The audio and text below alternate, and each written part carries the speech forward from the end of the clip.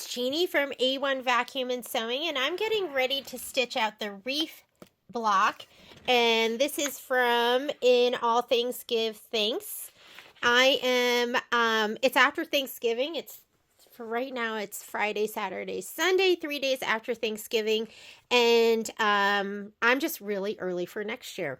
So I'm going to be doing, if you look at our spreadsheet, it is a 6x6 design, but when you add quilting, it bumps you up to 6.5 by 6.5, and that's why you've got to go to the next size up. I'm using my 7x12 magnetic hoop, which I love, and I'm using muslin as my backing. So I'm going to go ahead and hoop this up. Let me see if I can get this a better view for you. And I'm going to just hoop it right here. I'll take all of this is my muslin. I use 90-inch muslin, and I leave it on with the fabric. I don't cut it down to size. I will take up the end here, and I'll just kind of roll it up. And then I have these jumbo Wonder Clips. They're the best. So this isn't like too out of control. Sometimes when I don't roll it up, I'll sit on it, or we're almost there, right? Look how long it is. This is 90 inches. So, I mean, you get a lot of length out of this. It's like buying a roller stabilizer. I'm just going to clip it here and here so it is tidy. Let's push that back a little bit. I'm going to lay this down right here at the very top. And we're going to do our 6x6 design right up here. And then we will unhoop. Whoops. We'll do our design right here. And I'll unhoop and scoop my fabric up. And it saves. It saves. Because stabilizer is expensive. I don't know if you've noticed that lately. But it is pricey. All right. Here are my magnets. And it looks like, so you can tell, too small on the top, too bigs on the side. And I keep all my magnets because I have a 5x7 as well. I just keep them all together. They're just all kind of snapped together, and I keep it in a little cup that has my, do you see that? I just tossed it, and it just caught. So just pick a side to start on. I'm going to take it and snug it down a little bit here on this side. You know, I really like using my belly. My belly's always been like my third hand.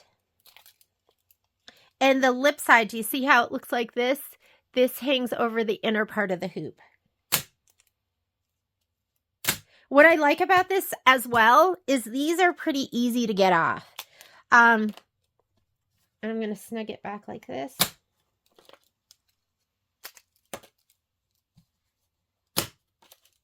And then I'll snug it over on this side.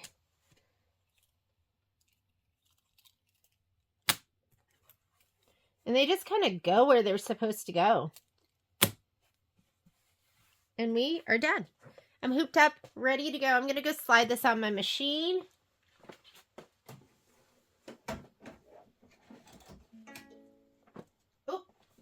Move the embroidery frame. Hang on a second. This is, I'm just turning on my machine. Here's our spreadsheet. I have actually gone in and added all the colors. These are the colors that I'm going to be using. So I've got peach, aloe, brunette, lemon ice, sandcastle, burnt orange. This is Pinot, cranberry, Arabian, linen, and black. So here are my thread colors. Here's my handy dandy little thread organizer, which I really, really love. And here are my fabrics. I did not cut these apart yet into the smaller pieces. I like to use them as I go. So, you know, I'll just lay it down. If I need to lay it down over here, I'll lay it down and then I'll just cut. You end up with so much more, less waste. So let's go on over to the machine. I am going to spray two things. This is my batting piece, And you always want to spray the wrong side. I don't know if you can see this, but it's kind of nubby. And this part indents in. So you want the out and the in. This is your right side.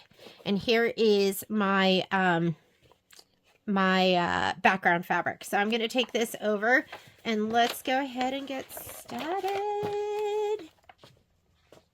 Oop. Here we go. All right. So let's grab our handy dandy spreadsheet, and everything on the spreadsheet is in the instructions. Like, I just go ahead and I just compile it all in one place. You can find these on our Facebook group, the A1 Sew Along group. And all of these are there. If you look under the file tab, you'll see all the spreadsheets I've done. We're going to go embroidery. We're going to go to the pocket. And I have mine in my lower USB. And in all things, give thanks. There it is. And we are going to be doing the wreath, and we're going to quilt it first. So let's put the quilting design in first, which is Thanksgiving 2, the 6x6 design. Thanksgiving 2 on PES, and we want the 6x6 design. Go ahead and set it. You can see right here, that's the outline of my 5x7 hoop. I'm going to go ahead and select my 7x12 right there. I'm not going to move that yet. I'm going to leave it right there, but I am going to add. And the design we're adding, I'm just going to go my lower USB, in all things give thanks, and we are doing the wreath right here. And I'm just going to go ahead and set it. Okay. If I move it now, the designs are going to separate unless I use my grouping button. I'm not going to do that because it automatically will group after I hit embroidery. So on this page, this will move as one design. So I'm going to go layout, move, and I'm going to scoot it. Now, here's my hoop. If I put my hoop on, then it will not go outside my embroidery field, that black line there. If I leave it off, watch, it'll go right past it. To get it back to the center, I just hit the little dot. I'm going to go ahead and slide this on.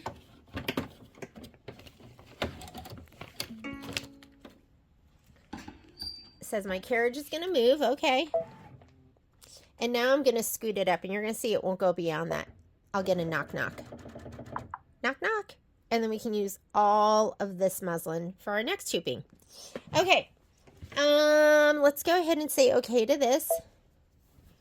I'm going to go to this button here because we are going to skip some steps. And this is where you go minus and plus stitches or whole spool colors. And everything is right there.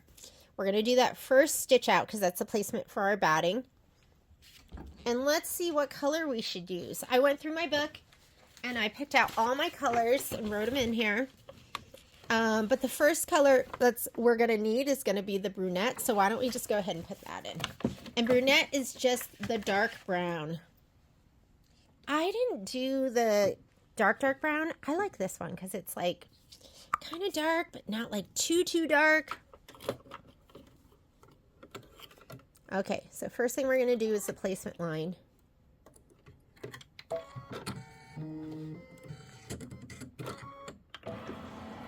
And I'm going to grab my batting and my background fabric.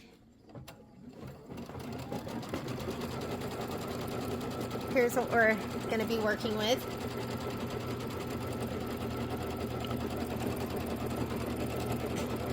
I'm going to give my fabric and my batting a little shot of spray with KK Goodnold 100. It's my favorite spray. Here is my spray tent made by Dime. I always show this like one time, the very beginning of the video, and then you don't have to see it again. And let me go to my back side. There it is. I can give this a little shot of spray. I don't know if you can hear that, but that's not like spraying out a ton. It's like a little bit of spray. We're going to put this down, and then I'm going to spray my background fabric. And I usually try to cut these like a little bigger, like 1/8 inch bigger. Here's my background fabric right here. I'm going to give this a shot of spray too.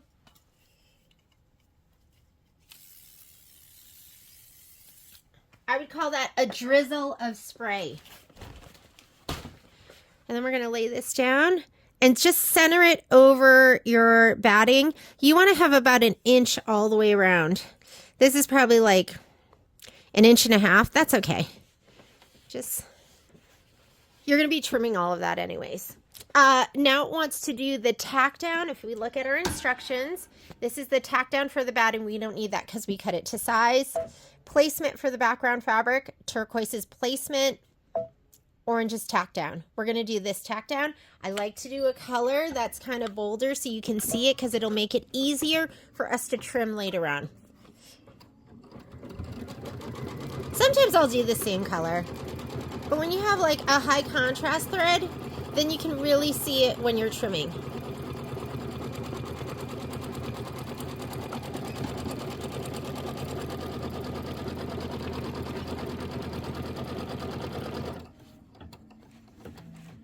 And I'm pretty sure it did say quilt first right there. So we're going to put in our linen thread now, and we are going to do the quilting. Some of them, they want you to like, I think the house, they want you to piece the house first in the hoop and then do the quilting. So you need to be able to navigate and be able to go forwards and backwards stitches and know where you're at.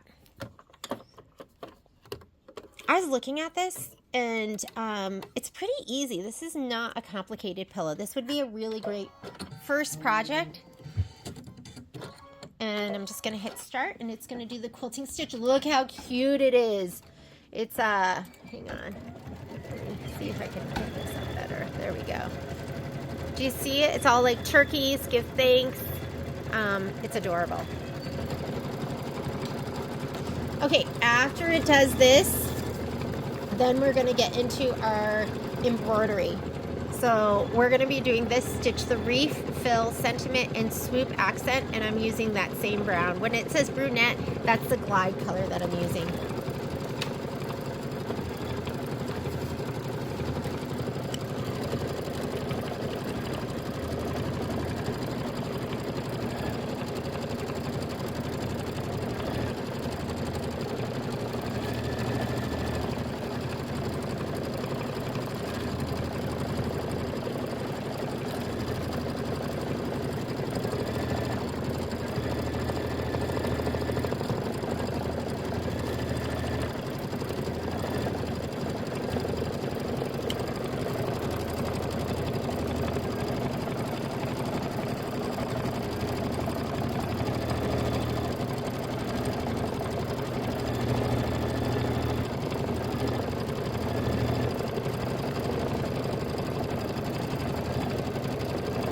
And this is pretty light. Here's the rest of my roll. It's just clipped right here and just kind of dangling.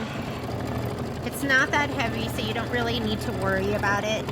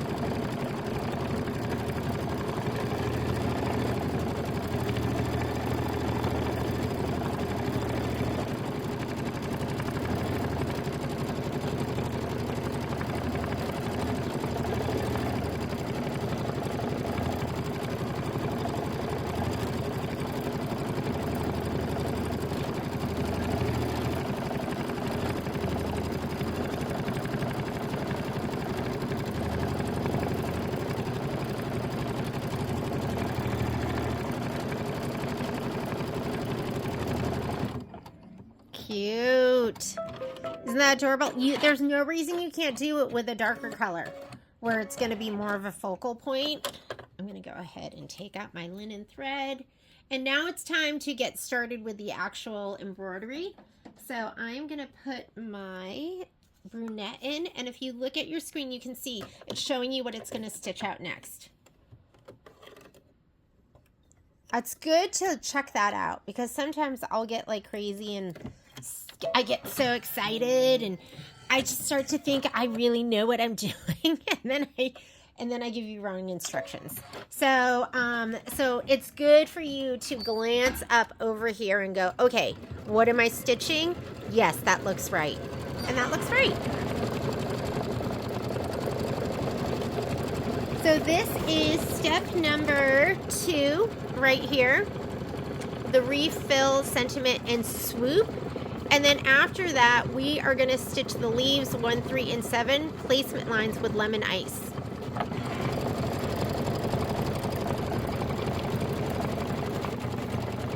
So you're going to have to get your felt. The lemony, oh, I knew this was going to happen. I just ran out of bobbin thread. Okay. When you run out of bobbin thread, cut your thread first. Otherwise, it's going to drag everything around front and back.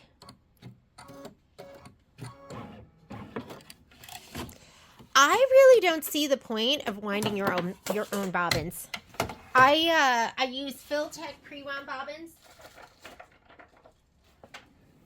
You can get a box of, right now they're on sale for Christmas, but you can get a box of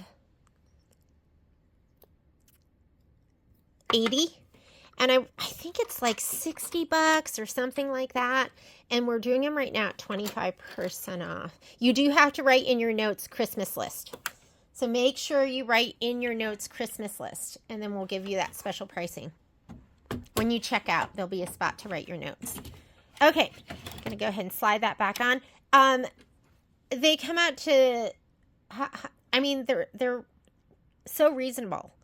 And it's wound with 60 weight thread, and the perfect combination is going to be a 60 weight thread in your bobbin and like a 40 in your top. So, which means the 40 is actually heavier and thicker than the 60, but that is the ideal combination that you want to be working with. And since it's 60 weight, you get so much more on your bobbin, and it winds it totally full. So I'm going to go back 10 stitches. I'm going to say, okay. Actually, I want that screen to be up. And let's go ahead and start. You just kind of overlap your stitches once you start over.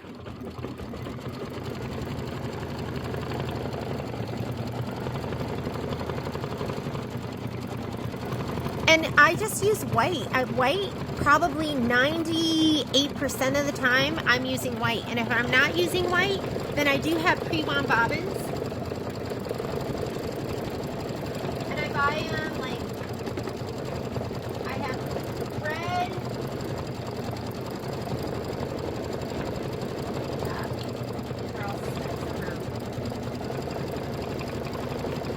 But you can buy Filtech bobbins in tubes as well. And they come 8 to a tube. So I have red, gray, black. And, you know, I just think it's so much more effective, cost effective, and time effective to just use pre-wound bobbins. Not all pre-wound bobbins are created equal either. Don't buy those ones on Amazon. I think it's called Bro Thread or something.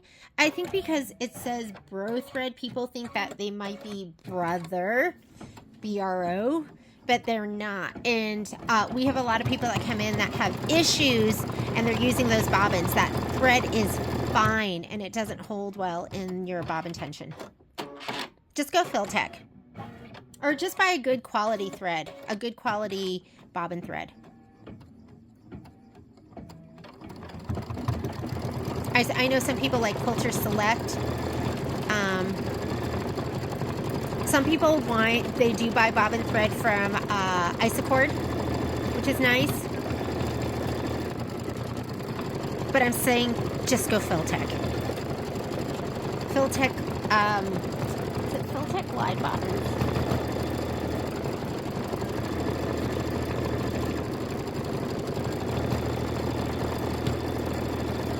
And just buy them by the box. I know how much you guys stitch. And if you feel like that's going to be too much, the first box I ever bought, I bought with Sage, one of my besties, and she and I split the box. And it probably took me, I'd say it probably took me 2 years to use that box of bobbin. I'd say I probably go through a box every year at this point. And that doesn't include the box of bobbins that I buy for my multi-needle, which I should get fired up, huh?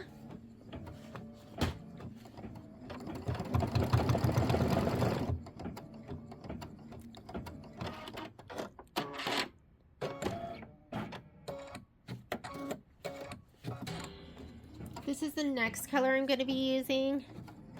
It's like lemony yellow. Italian ice yellow is what it reminds me of. And when we trim these leaves, they want you to trim the felt very close to the stitch. Okay, close to the stitch means I'm going to be using these, my Havels. And these are my Snip Ease Havels. I do love my my Fermoris too. These as well. I feel like these are just a little stronger. These. But I have both of them. I think I have like 2 other pairs of these floating around my sewing room right now. I just can't find them. And I have another pair of Havels. I probably have 5 pairs of snips in my sewing room. Where do they go?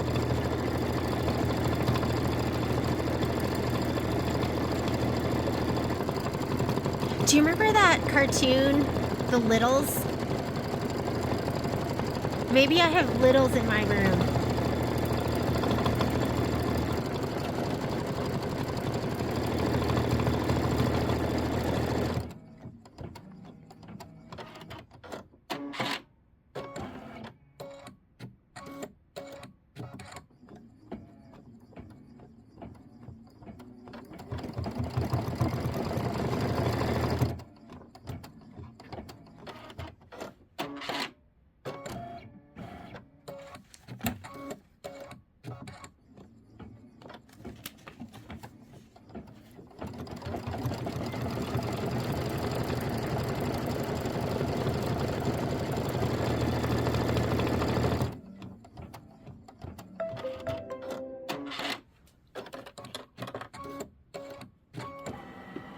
All right, I'm gonna go ahead and do the placement line for my yellow leaves. I'm putting in my lemon ice.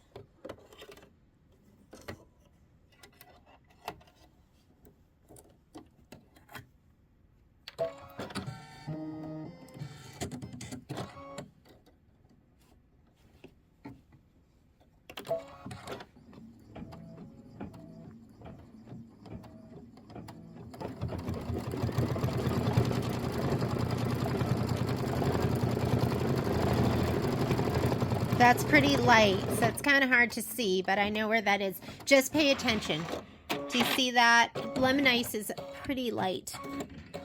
But I'm watching it stitch right now, so I'm going to know where to put my felt down.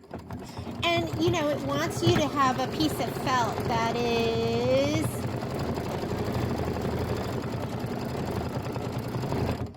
How big is this? 2 by 2.5. But I mean, that's like 1 inch by 1 inch.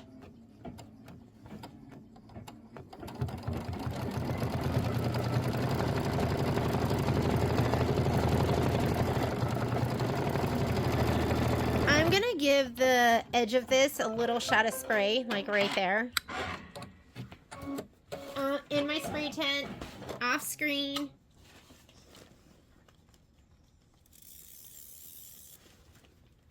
Just a drizzle. Okay.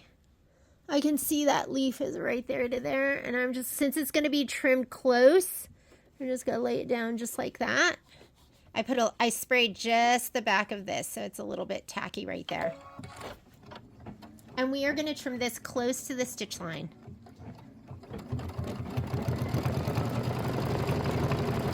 Oh, I was totally off. I thought it was up further. Look how tiny that little leaf is, though. Better that you have more around the edges than less. Now I'm going to go ahead and hit my stop button. So it'll go over where it needs to go, but it's going to stop. And I'm going to trim this, and then we'll lay the next piece down. So, and it said close. And there's a lot of innies and outies with this. You might have to slide your machine or your hoop off. Or you could have cut your... Go ahead and pre-cut to the 2 and 2.5 inches.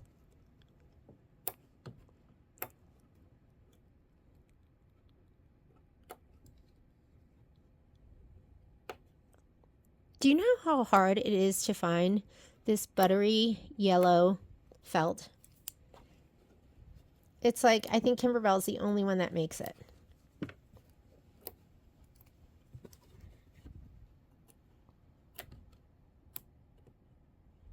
Or sources it.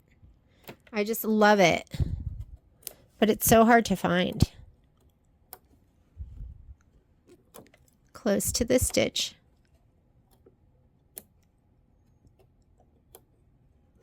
And there we go. There's one leaf down. It's headed over here for the next leaf right there. So I'm going to go ahead and put this down. And I'll just go this way because I can kind of see where it is. Okay.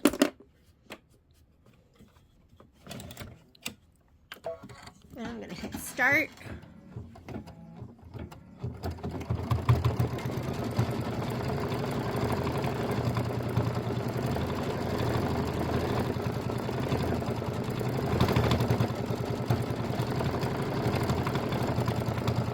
And when it finishes, I'm just going to hit the stop button. That's your start stop. I'm going to wait for it to cut.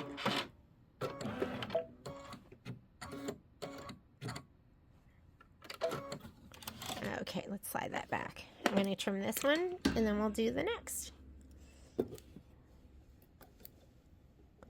And if you, like I said, if you don't like doing it this way, just pre-cut all your pieces and lay them down. Maybe some of you are using your scan and cut.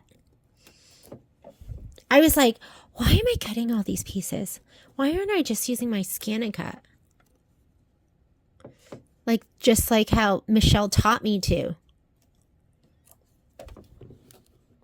Because all of your pieces are pre-cut. Like if you cut everything to the size. If you're going to be cutting your felt, then you're going to probably want, and this is just an educated guess because I've never cut felt with my scan and cut, but you're probably going to want to cut your pieces with your rotary cutter. And I'm not sure how that works with like the mat and stuff. I'm not sure if you're going to be just using your hot fix again. I think so, right? You're going to use your hot fix. You could use Misty Fuse. I think Michelle uses both. Maybe the next project we'll do another one where Michelle and I cut the, and that'll get us all comfortable, right? Get us all comfortable stitching. Okay, here's my next leaf. I can see it right over here. And I'll just lay this down. I can't really see the end of that, so I'll just put it like this. Here we go. All right, look at all that felt you have left. You can use that for another in all things give thanks.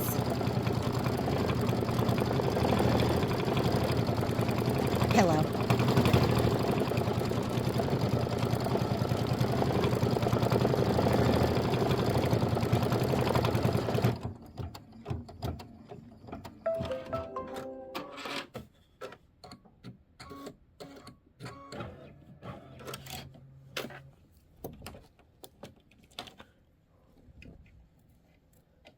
Let me use my other snips. These were like... And there's a lot of innies and outies here. I just feel like my Howells are just the best. And my femoris are great if I'm just like one piece of fabric. And it could be that I just loved my femoris too much.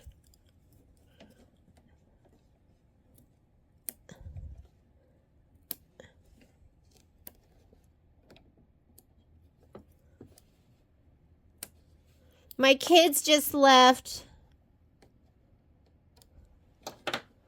It's always sad to see them go. But I just feel like I'm so excited for them. Just about life and school, and they've just got their whole world ahead of them.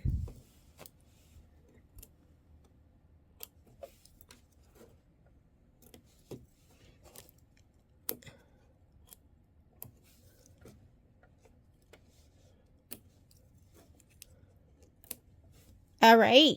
Look how cute those are. Oh my God, adorable. Okay, next step. We just did this and we trimmed, and it says stitch right here. Sorry about that. Stitch the leaves 1, 3, and 7 decorative outline. So you're just going to go ahead and hit start.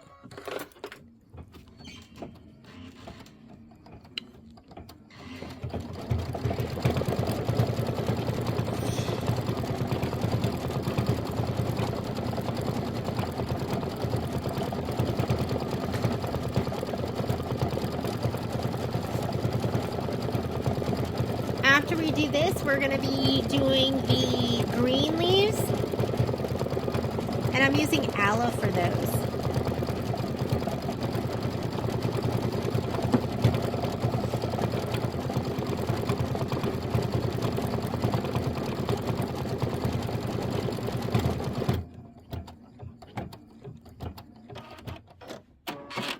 I would have been fine with this if it was just the way it is now without the decorative stitching. I almost think it looks cuter without it, but we'll just continue on. We are 11 minutes into our 31-minute stitch out.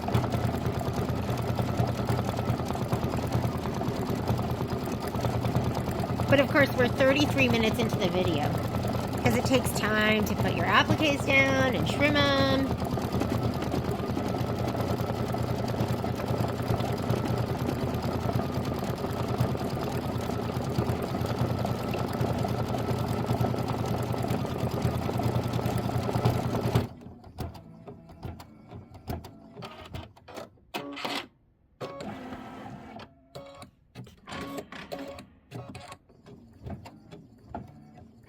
It's time to have some tea.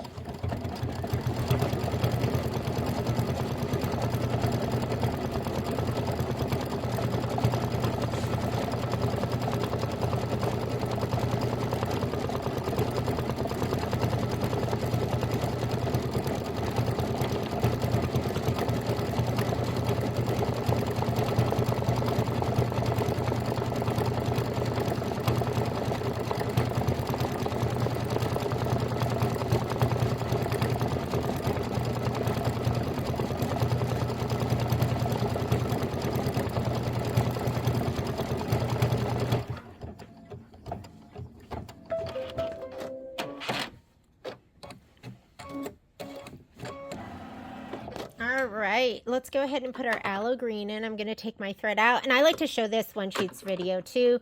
The way I take my thread out is I like to just grab my thread. Just about to show you how I take out my thread, and then my phone died. So I just cleared some of its memory, and so it should be okay. But what I do is I take my thread and I unthread it behind this and up here. And then right when you get past number 2, the thread just it just comes out. There's like absolutely no tension on it. You can just pull it out as long as your foot's up. See, this is foot's down, foot's up. So make sure your foot's up when you take that out. All right, let's go ahead. We're going to finish up our wreath, and I'm going to put in my aloe thread. And let's thread her up. I wonder how many times I've threaded my machine. I wonder if it's like, you know, hundreds or thousands or 10,000.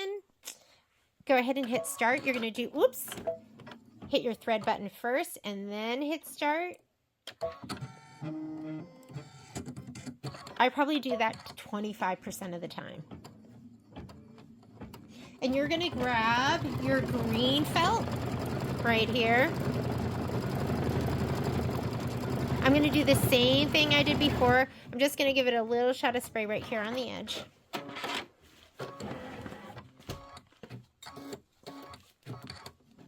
A drizzle. Not an atmospheric river.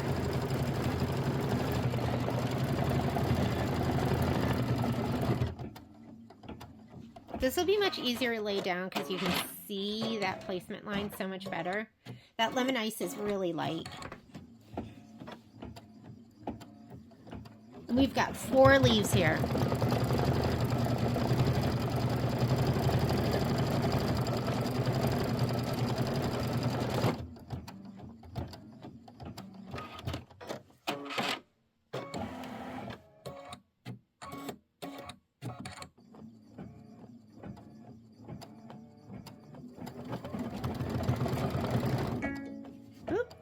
For some reason that didn't bed down. I'm going to check my bobbin. Just make sure.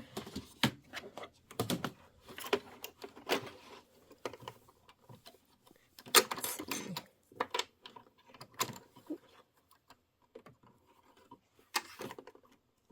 It's just worth it redoing one more time instead of having to worry about it not bedding down again. I'm going to go back here, and that was just a couple of stitches, but you're not going to see it, but I'm hitting the -1. And you know what? It's just a placement stitch. So if it doesn't have all those stitches, it's okay. Sometimes it's important, sometimes it's not as important, right? Because you can fill in the 2 or 3 stitches that it didn't stitch. You know where it goes.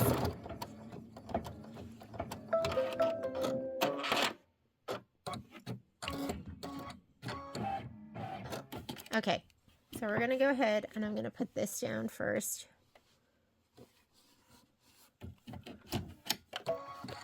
And once it cuts, I'm going to hit that stop button, start, stop. I'm going to trim.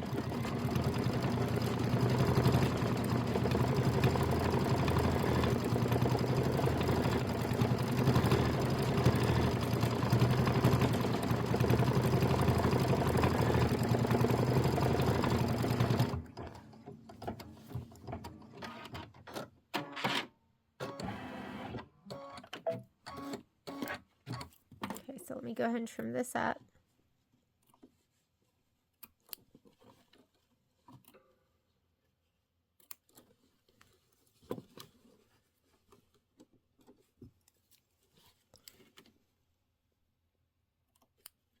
Again, it wants you, oh, you know, I didn't even look, but I was just assuming it wants you to trim it close. And it says trim the felt very close to this stitch line or the tack down line.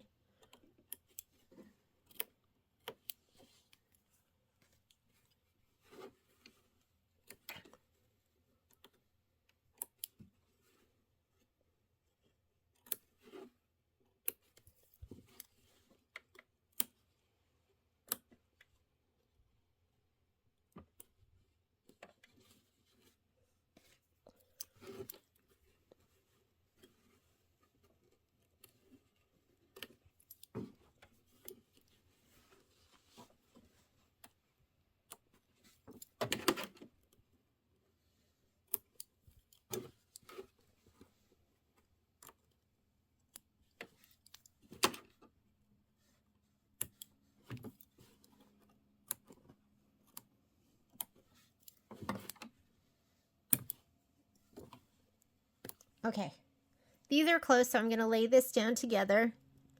I was just feeling for what side was tackier. And let me do it this way. I guess it doesn't make a difference.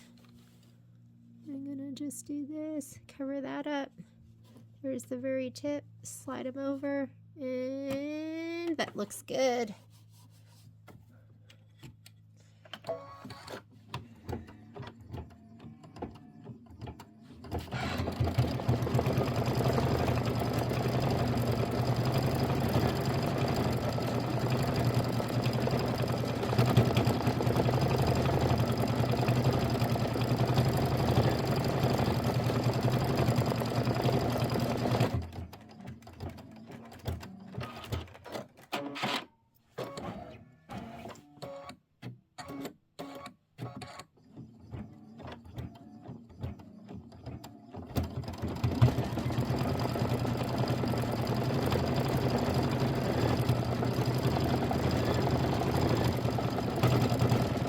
Okay, there's one more leaf, so don't forget when it stops stitching this one, you're going to hit this start stop button.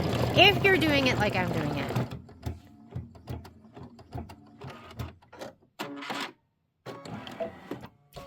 Alright, so I just hit the start stop. I'm going to grab my snips and I'm going to trim these up.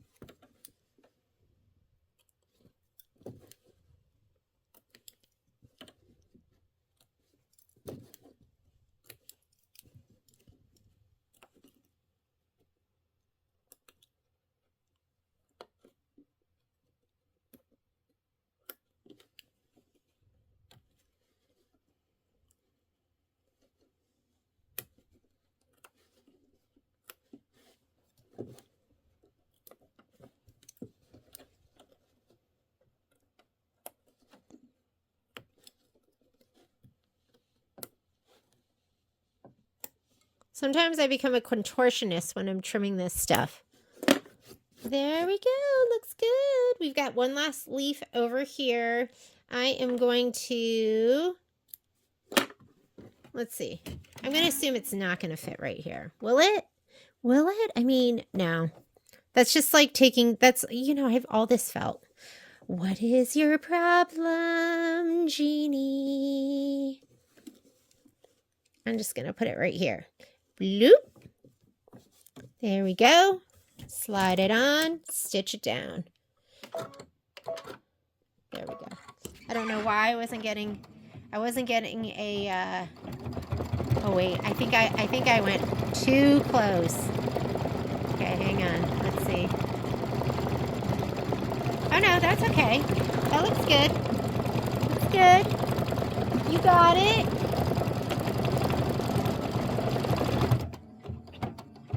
And that's the last leaf, so it's automatically going to stop on its own.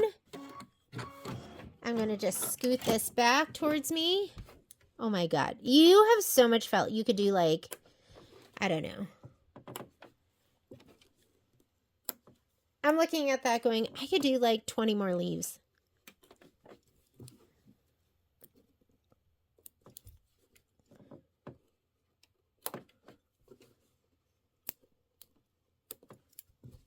And if you're just going to do this one pillow, just slap that piece of felt down and just use it all up. But this green is so great. And like I said, I can't find it. I can't find it anywhere than from Kimberbell. Because when we're like sourcing stuff, when we're making kits at the stores, sometimes we'll look other places because it'll make it more economical for me to do the kits for you. Okay, it wants you to do the beautiful decorative stitching, so go ahead and do that stitching. This is going to take 4 minutes.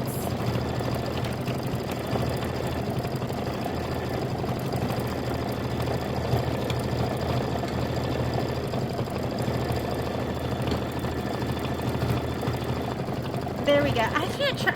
I've been trying to figure out the lighting so it's best for you.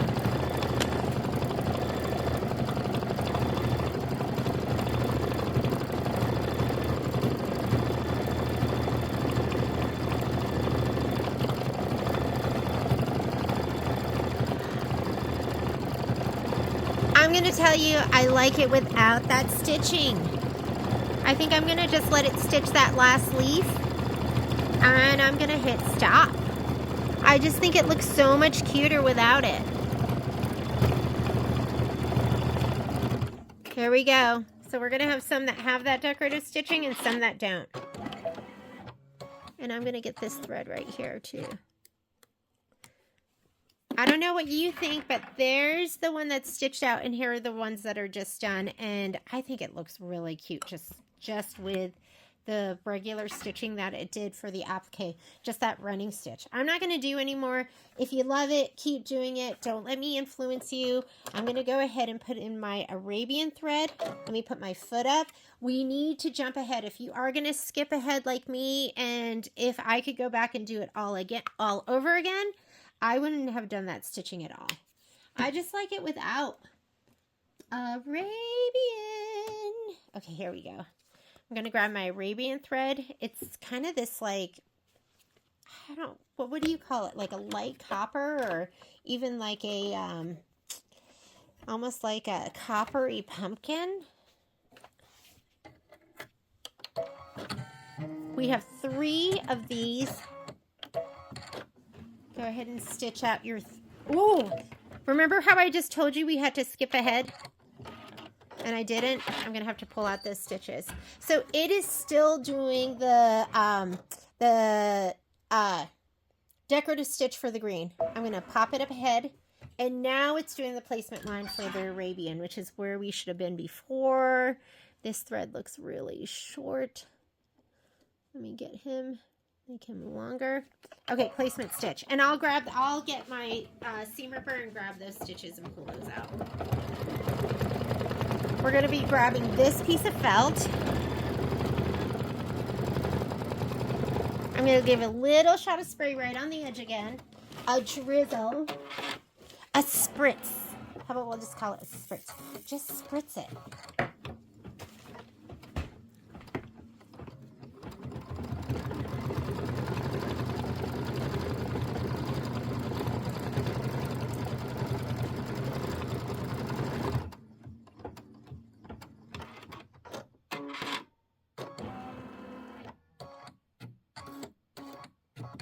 This is going to make our stitch out so much quicker too.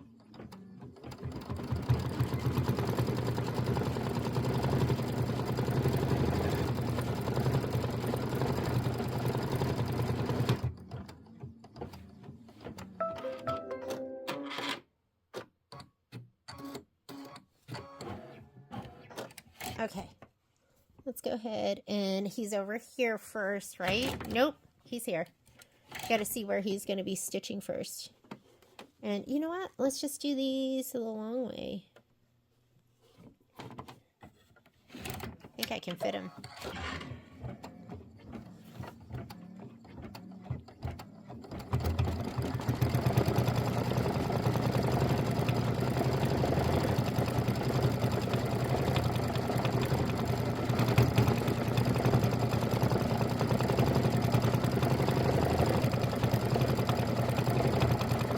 Okay, I'm going to hit the start stop button. And I'm going to trim this one up.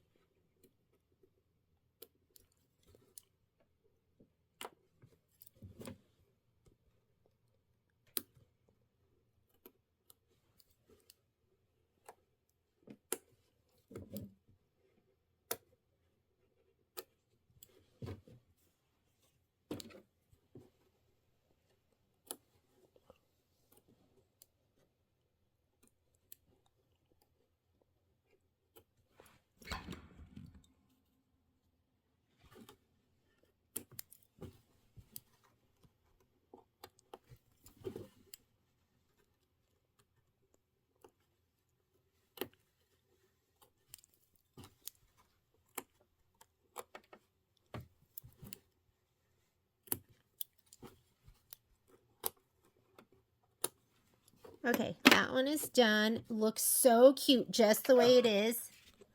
Let's go ahead and put our felt under this one. Here we go.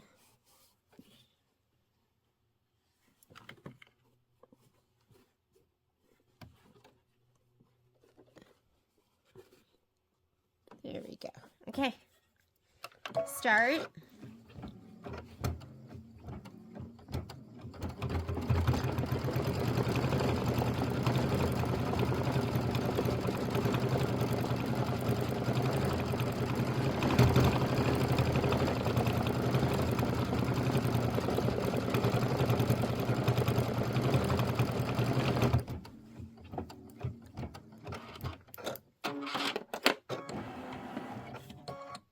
Oh, let me hit stop. Because now he's on the next one, but I still have to trim.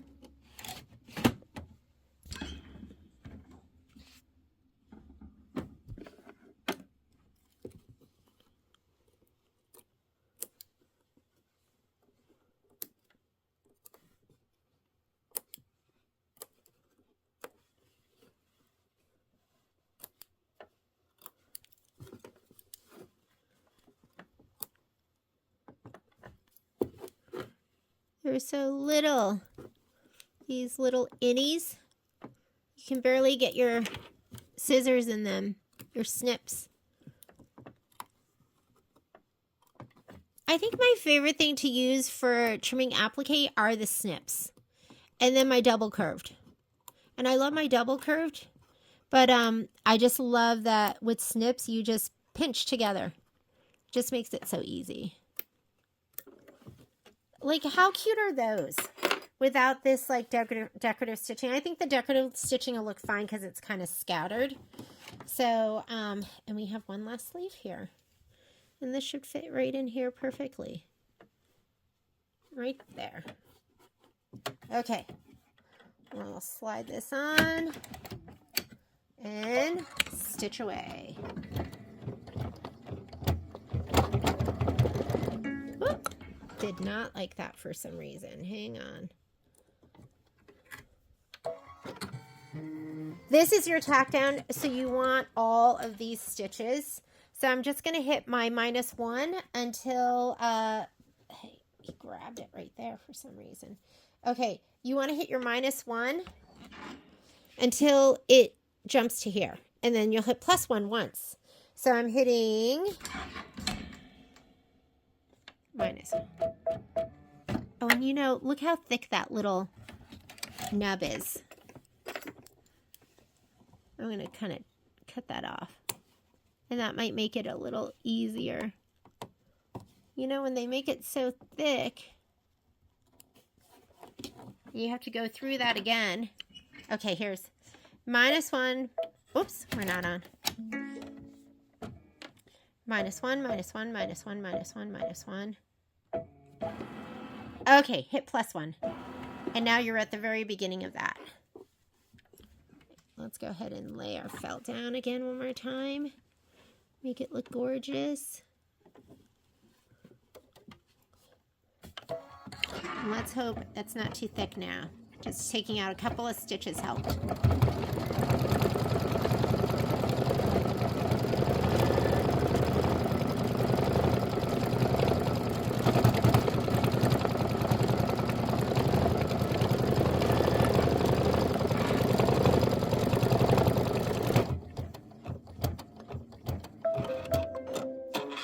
All right, let's trim it, and I'm going to skip that decorative stitch.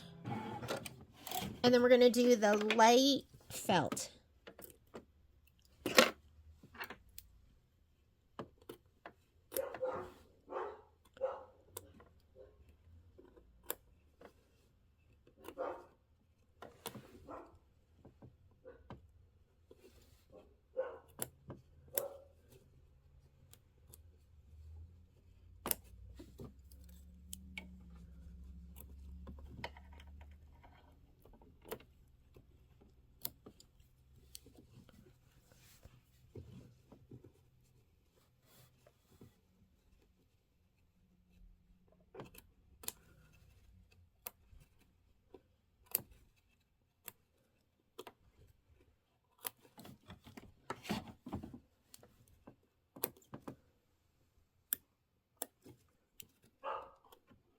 And done. Let's go ahead and slide that on. Remember, I'm skipping that decorative stitch. So here's the decorative stitch. I'm going to go down arrow, goes to the next step. And now we're ready for, what are these? These are these are acorns. Okay, and the color I'm using for this is going to be, I selected Sandcastle. Sandcastle is my huckleberry. Sorry, hope you're not listening to those mangy mutts bark. I love my dogs, but my dogs are very vocal. They want to alert you, let you know.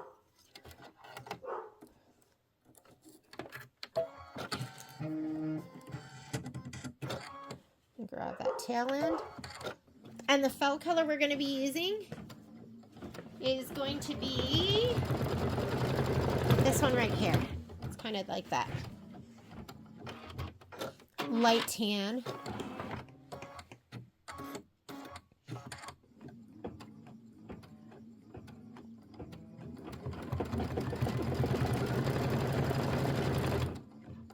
Oh, they're so itty bitty. Oh, and these are going to have a satin stitch, so I'm going to let it do the satin stitch on these.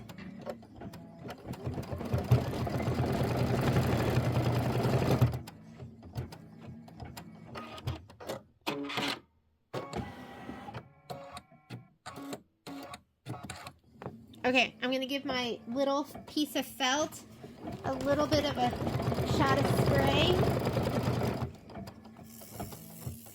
Do you hear that? It's just a spritz. And they're so tiny. I feel like I could fit 1, 2, 3. For me, it's kind of like a game. How little felt can I use?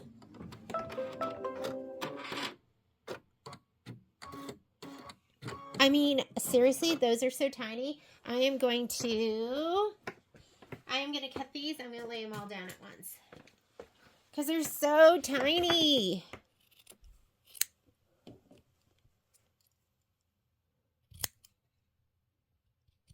Oh my goodness. They're so itty bitty. That's my side that has some spray on it. Spray on it. There's my spray. I mean, why am I being so stingy? Look at all this felt I have. There's so much there. Okay, here we go.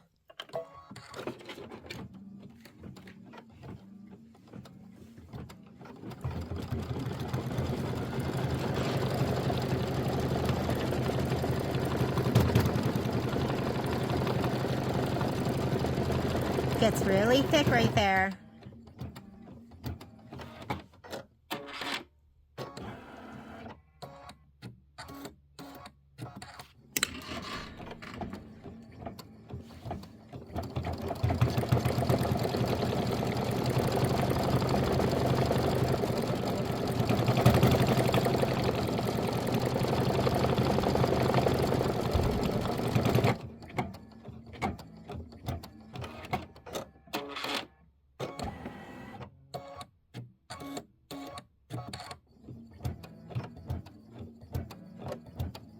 If you break a needle on that like little spot where you can hear that needle going through, it's just really thick right there. So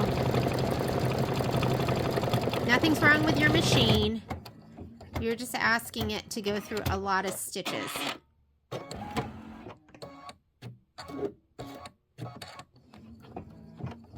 And then we're going to trim felt as desired, and then we are going to stitch the acorn satin outline, and then the cap fill and leaf, and then we're done.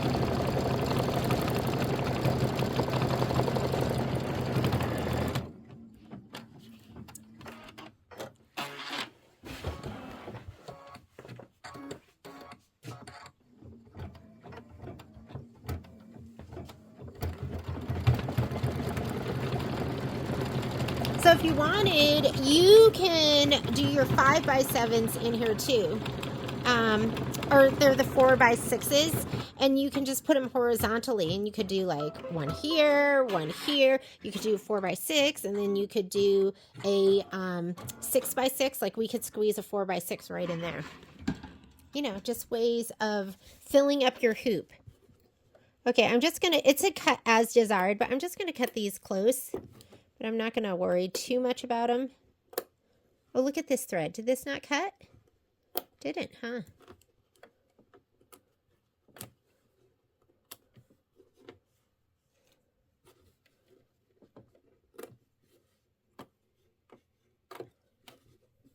I love acorns.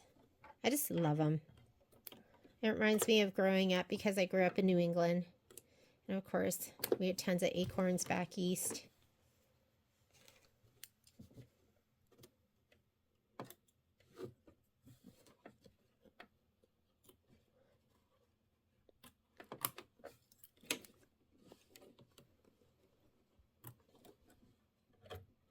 You don't see as many acorns here in Reno.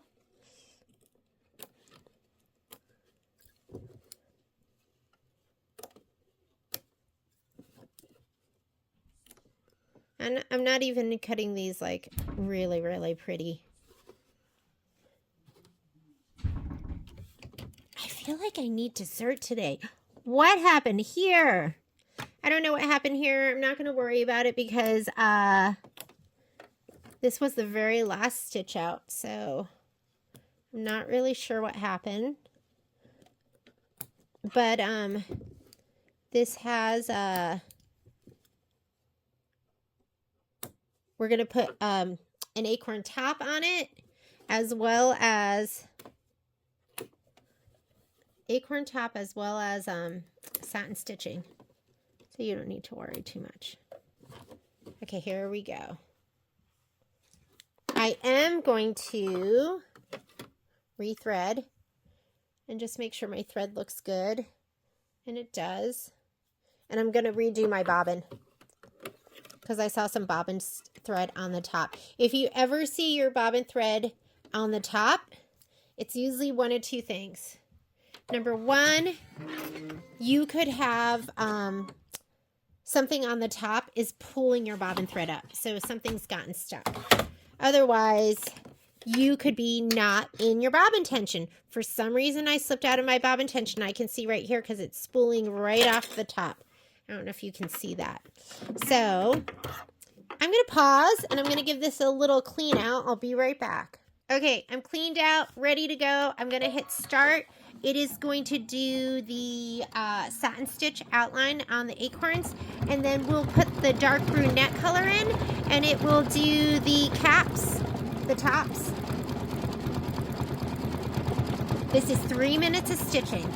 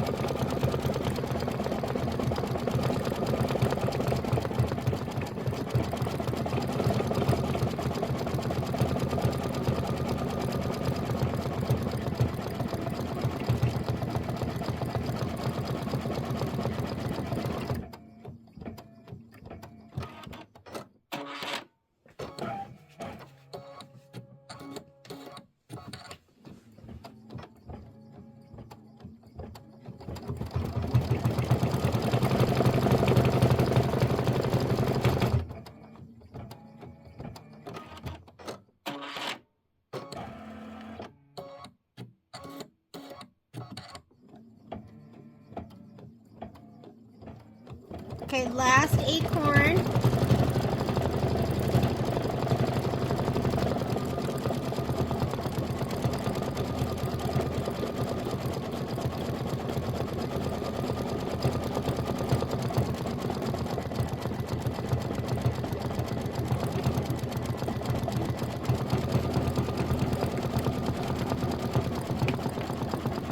Get your brunette thread or your medium to dark brown, whatever color you're going to be using to do the tops of the acorn. And we are going to be doing this last step here, stitch the acorn cap fill and leaf detail. And then we're done with this one. On to the house.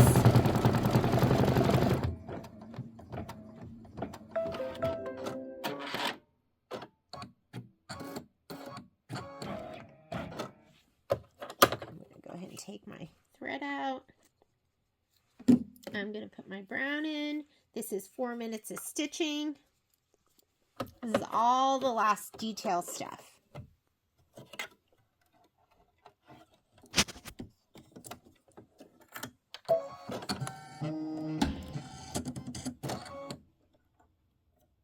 There we go.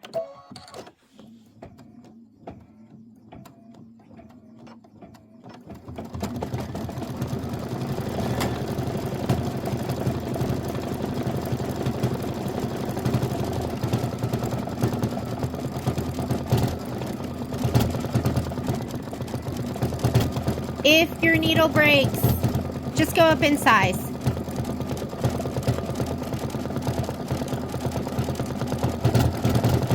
It's going through some thick stuff.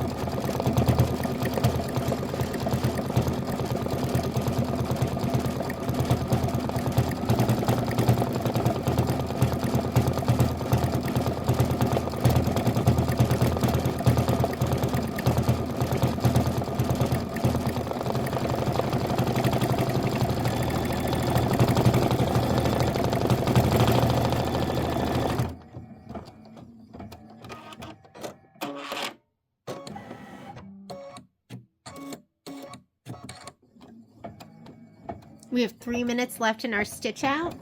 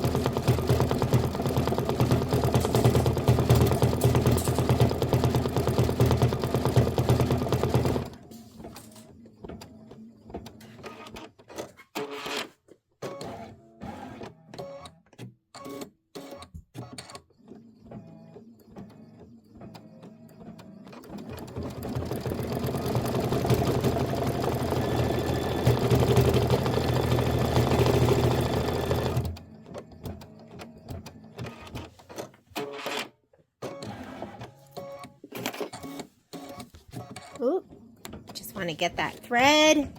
I just snipped that little thread that was sticking up.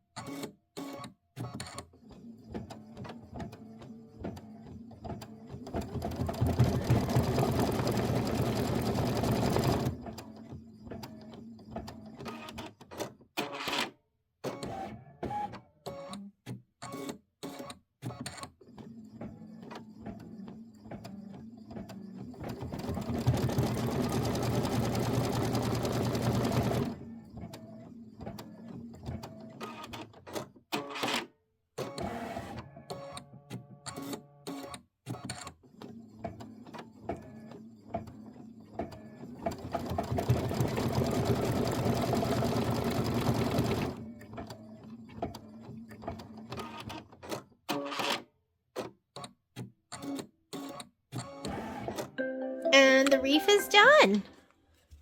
All right, I'm going to go ahead and take this out, and we are going to rehoop, and we're going to do the house. So let's come on over here. Here we go. So let's go ahead and rehoop for the house. And the house, I already grabbed my little packet right here. The house is going to be a 4x6 design, which is really 4.5 by 6.5. So it bumps us out of that 6 inches. So I'm just going to pop these off. What's going to be your best view? Let's see, just like that. Okay, hopefully my bald head won't get in the way.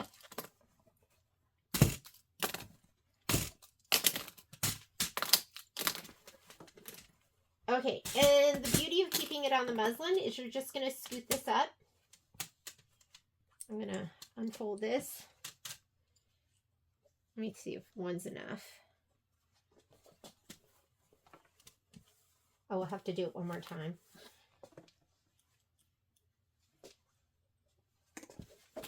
Okay. And I'll just clip it with this underneath the... Oh, I'm crooked, aren't I? Huh? That looks pretty crooked. There we go.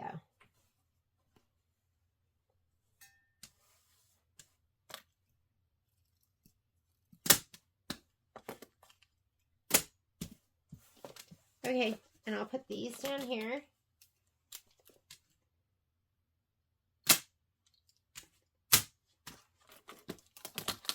This over here. And this over here. Oops, that didn't go on well. Don't get your fingers, though. Don't get your fingers in there. Perfect. I think that's so much fun. Okay, and then we'll do our next design right here. And we could go ahead and put another design down here. Let me see what would fit. So we don't have to even rehoop. We could just go ahead and stitch this one out and then do another design that's going to be here. But I'm going to do them one at a time, even though I'll not rehoop. So let's go on over to the machine.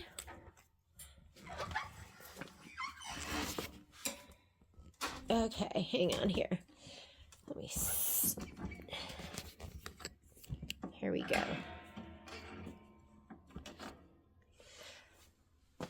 I'm going to slide my hoop on. And you know the other thing I'm going to do is I'm going to change out my needle. It's just time.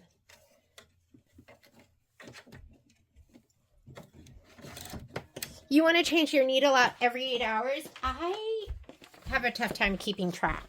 So I don't know if it's been 8 hours or not.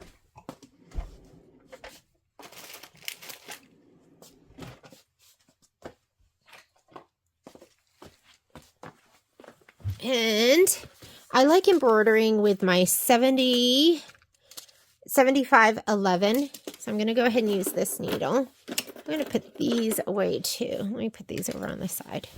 And when I go ahead and change my needle, I still love my green handled screwdriver because it has, you can see the screwdriver in here. Do you see that?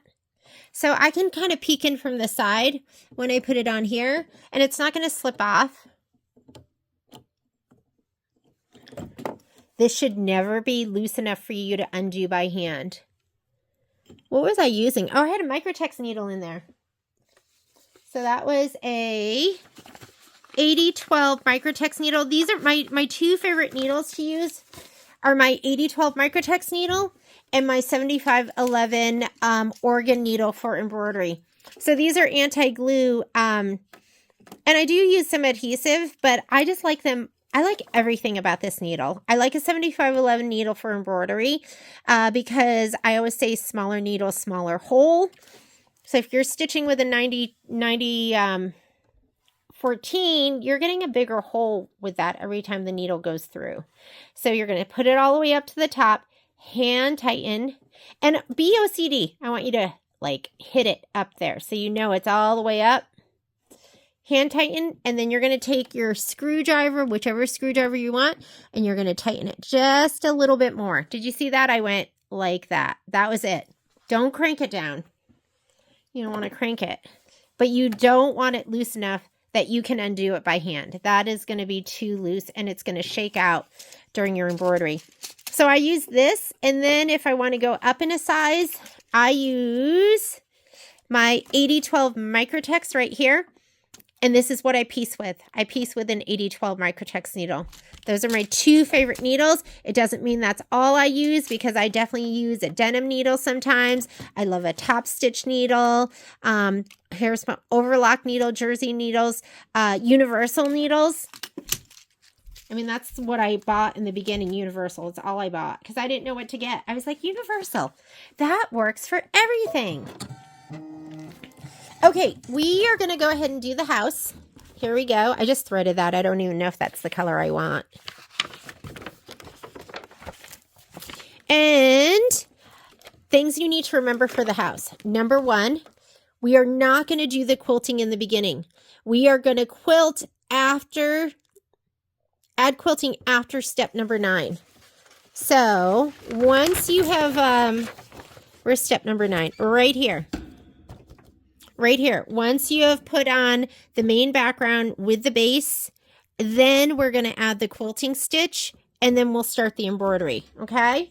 So don't let me forget that, and don't you forget that either after step number 9.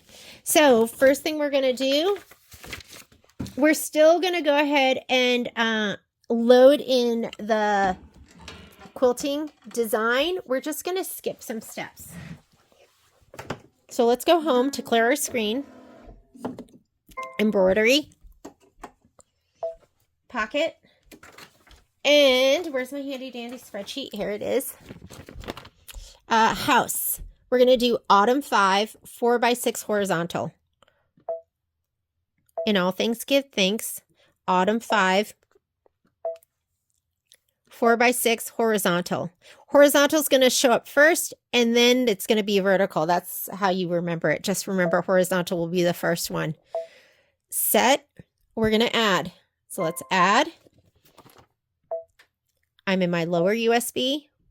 In all things give thanks. There's my house. There's only one house. Set. And It's centered. So we're going to leave it right there. I know it looks high, but there's going to be grass. We're going to go embroidery. I'm going to take this and I'm going to swing it around. So I'm going to go layout, rotate 90 degrees, and I'm going to scoot it all the way up. My hoop's on the machine. It won't go out of my embroidery field. If you're using your 5x7 hoop, you're going to leave it vertical, but I'm just going to keep stitching in my 7x12 and just work my way down. So I'm going to say okay to that. We are still going to, I want layout. Now I'm going to go down to this stitch or this button right here where I go forward and backwards stitches because I'm going to do the placement for the batting. I'm going to put my batting down, and then I'm going to put my, actually, I'm not quite sure. Hang on a second. Let me look at the instructions. Okay. So what we're going to do is we are going to, let me bring this over here.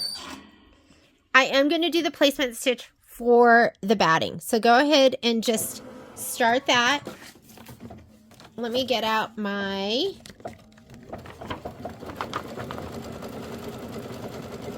fabrics and my leather.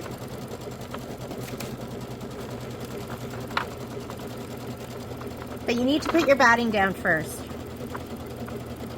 There's no going back to that later on. I'm going to start out by spraying these three things: batting, top background, bottom background.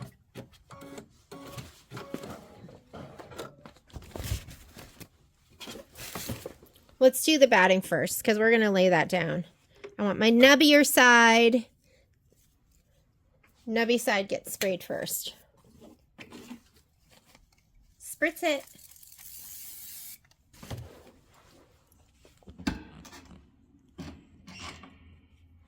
Okay.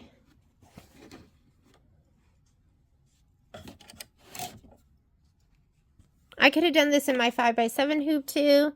Whatever is better for your brain. Whatever you're in the mood to use.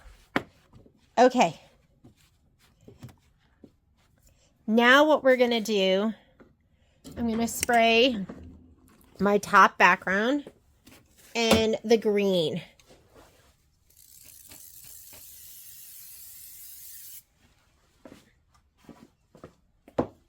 Or actually,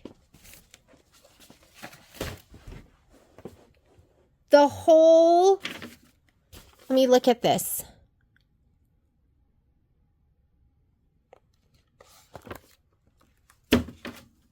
I guess what's so confusing to me is why they need that background fabric so big, unless you're laying the whole thing down. So I'm going to stitch out the placement stitch for the background fabric. So we're going to skip everything else. We put our batting down because there's no other time that you're going to be able to do that. And I'm going to forward through everything else. Tack down for the background fabric. That is placement stitch, or I'm sorry. That is so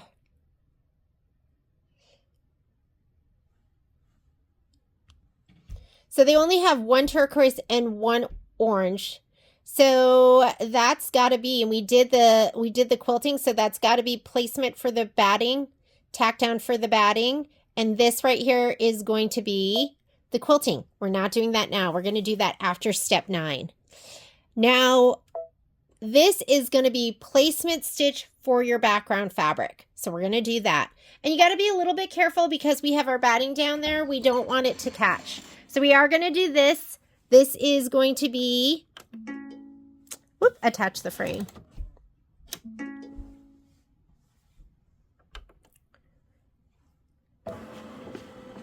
Here we go. This is where you're going to put your top background fabric. We do want to watch this a little bit. I don't want this to catch my foot too bad. And you know, I told you I did cut my batting just a little bit on the bigger side.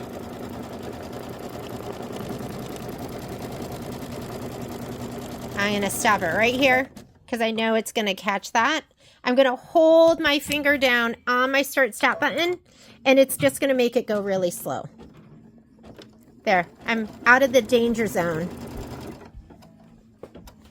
So when you look at your next step, so what we just did right here is we stitched the background one placement line, place the background one fabric right side up, covering the placement line, tape in place. I sprayed, so I don't need to do that. This to me is like, why do we need such a big piece of fabric? So I'm going to measure this right now. I'm going to write that into my instructions, as that's how big we need to go.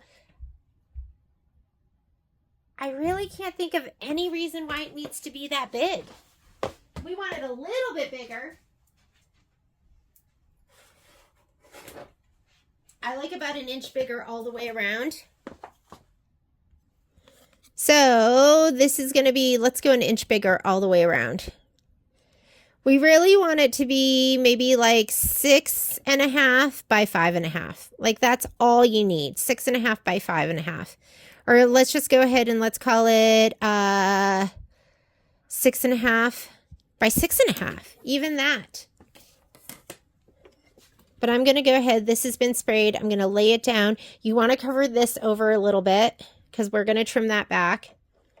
And go ahead and tack it down.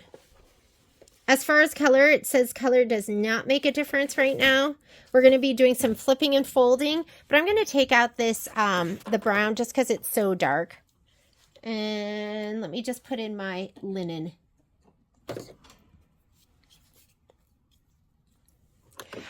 Sorry if this was a little confusing to me.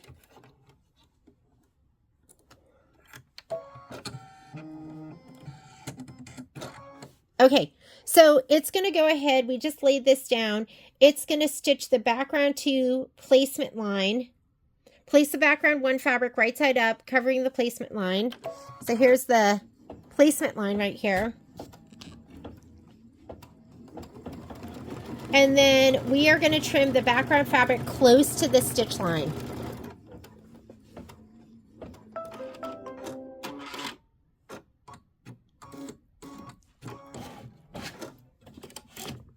I'm going to go ahead and just trim up this way. And we're going to trim right to the right. Or if you have it flipped the other way, it's going to be the bottom. Go ahead and trim that.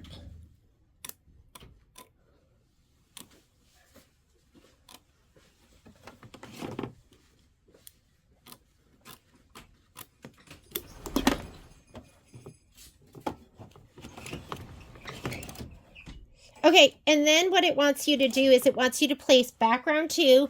That is your green. This is the grass. We're going to place it right side up. And you want to center it to the stitch. So your stitch is from here to here. You're going to center that. Don't go too far this way or too far this way. And we are doing right side down, wrong side up. Did I say that right before? Right side down, wrong side up. I probably should have stitched this in the 5x7 hoop so I wouldn't be confusing you, because my orientation is different than yours. Because I rotated mine to fit it into my 7x12 hoop. I'd already sprayed this. So I'm just going to go ahead and we are going to flip this to the right. And it says press well. I don't need to press because I sprayed it. But I will give it a little finger press like this. And now it says stitch the background tack down line and remove the tape. So now it's just going to do an outline.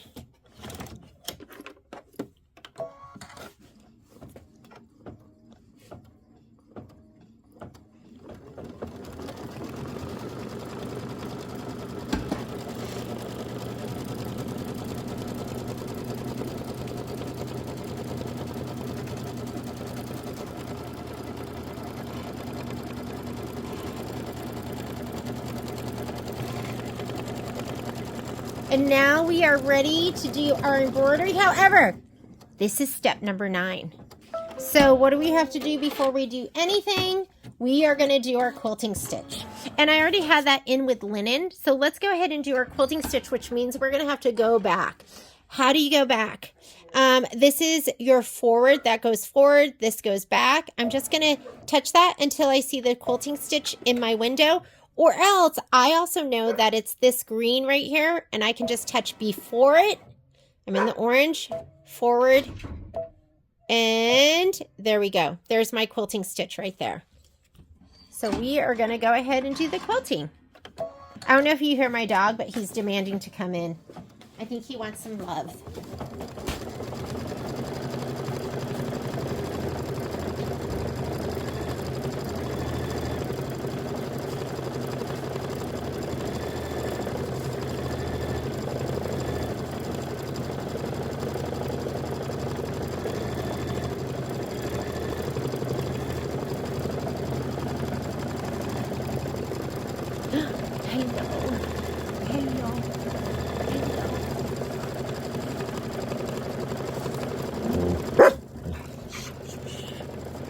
Okay, get down, Poppy. Cute. Sorry that was so confusing. I had to work my brain through it. And look here. There is tack down and placement, tack down and placement. I wonder if that was covered by the whole circle and I couldn't see it.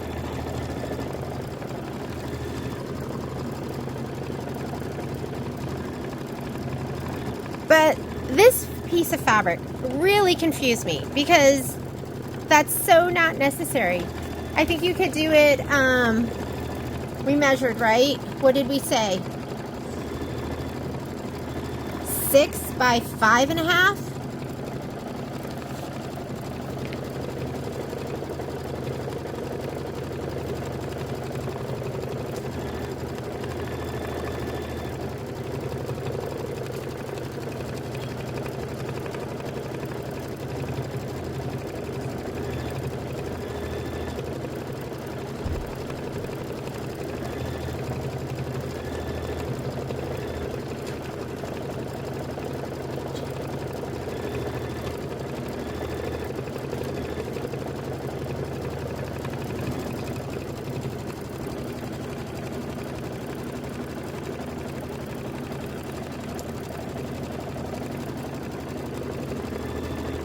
Looks cute.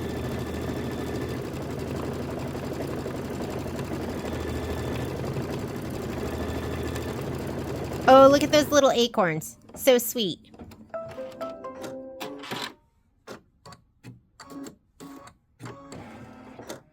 All right, once you're done with the quilting, we're going to go ahead and, so this is where we are in our instructions. I know there's some jumping around, but we just finished the quilting after step number 9. Now we're going to stitch the chimney fill. So I am going to use brunette for that. Let me go ahead and take out my linen. And while it's doing that fill, I'm going to go ahead and spray the back of my applique pieces. So those are ready to go. Dun, dun, dun. I got Christmas songs in my head. Brand new needle. Here we go. Oh, you know what you got to do too? Make sure you look here and confirm it's what you want to stitch. That is repeating the placement stitch for the top fabric, the bottom fabric. We're going to skip all of that. When we did that flip and fold. And then it did the outline tack down. And there's our chimney. Okay? I'm surprised I caught that. I'm usually the one where, well, you know what it was? The needle wasn't in the right spot. And I was like, okay, that's not right.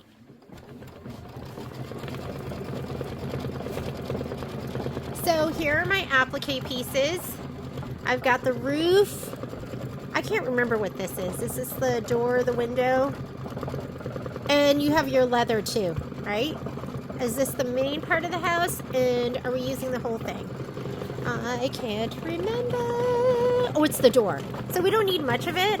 I'm going to spray like this part right here and that's it. Just a spritz.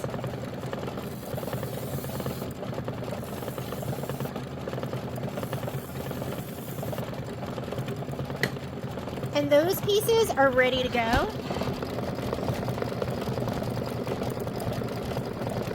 Looks like the first thing it's going to want you to lay down is going to be the main house. And the main house is going to be this like burgundy color. The thread that we're going to use to go with it is Pinot. So I'm just going to go ahead and put that Pinot in right now. Placement stitch isn't going to make a difference. But the tack down, oh, and it says the tack down doesn't make a difference either. I think because we're going to have a nice big thick satin stitch. But who cares? I'm just going to use the Pinot right now. It's like change it now or change it later. Pinot, Pinot. I really want to be like a wine drinker and like sophisticated and ooh, look at this wine. But wine doesn't like me. Actually, that's not true. I can have like a glass of like a really nice wine. And I enjoy that. Look how little itty bitty that house is. But I'm going to slap this. This is my exercise and my therapy when I am able to just throw down this big old piece of fabric and not care about what I'm wasting. And you hear me talk about it all the time. It's like an obsession of mine. So there, I just showed you. I can just use fabric up. Hang on, I'm trying to get my camera angle better. There we go.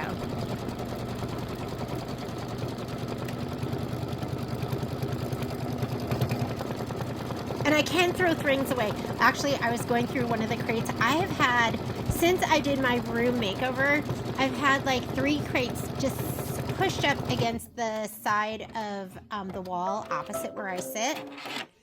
And my phone died just like a second ago while I was filming. I've been having all sorts of phone issues, right? So I was like, I'm going to go through this crate. And so I was just going through the crate and throwing things away and sorting through stuff.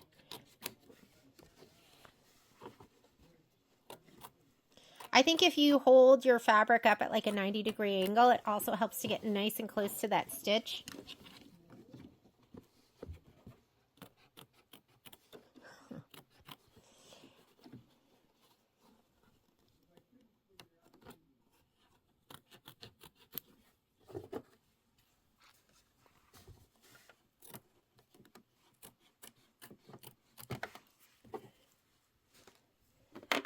Satin stitch. 3 minutes of stitching. And then we're going to be putting down the window, which is going to be that orange fabric.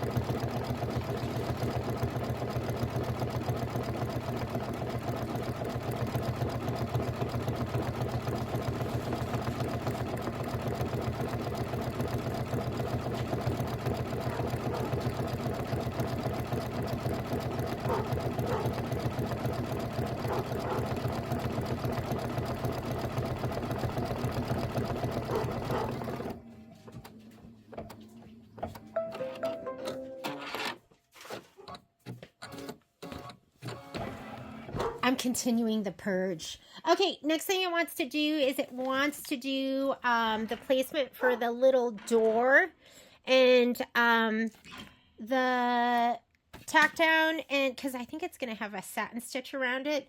I am going to change out though. So let me change out my thread color. You know, when thread color does make a difference, again, it's going to be the Pinot. So I'm just going to leave that in. And first thing it wants us to do is the window placement line. It's going to be hard to see because it's going to be like burgundy on burgundy. But that's okay. You'll see it. And then we're going to put this fabric down.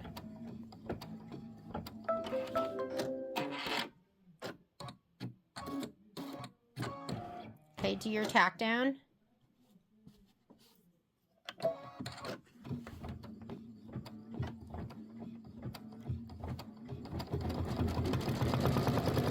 Then it wants you to trim the fabric close to the stitch line, and then you're gonna again use that same burgundy color to stitch the window detail and satin outline. So just go ahead and trim it. I'm gonna ignore those rude dogs. They've been bossing me around all day. Sorry if you hear that.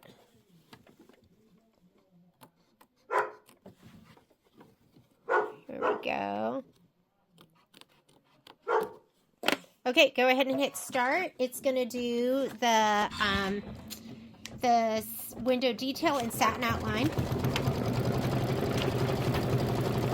And then we're going to put on the roof, and we're going to do that with Sandcastle. Or I'm going to do it with Sandcastle. You can use whatever color you want.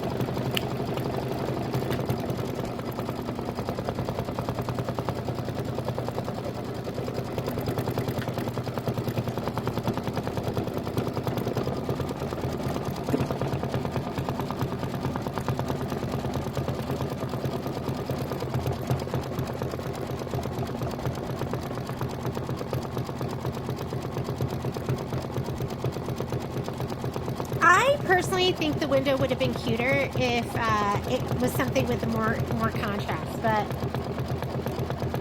whatever.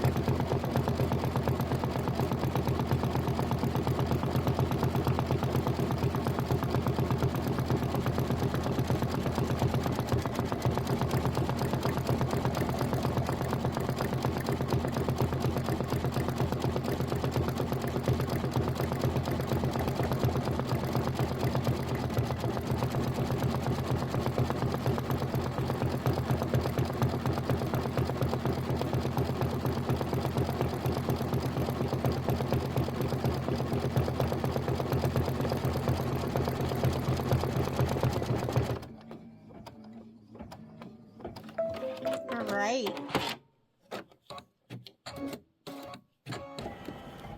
Go ahead and take out.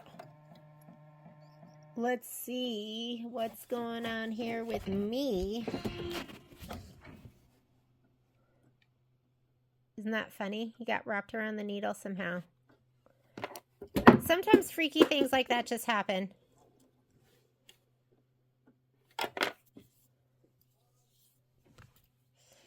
I'm going to put Sandcastle in. That was the color you heard hit the ground.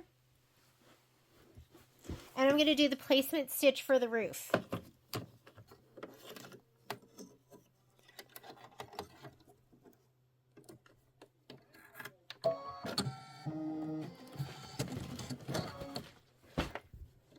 Go ahead and hit start. This is your roof fabric right here.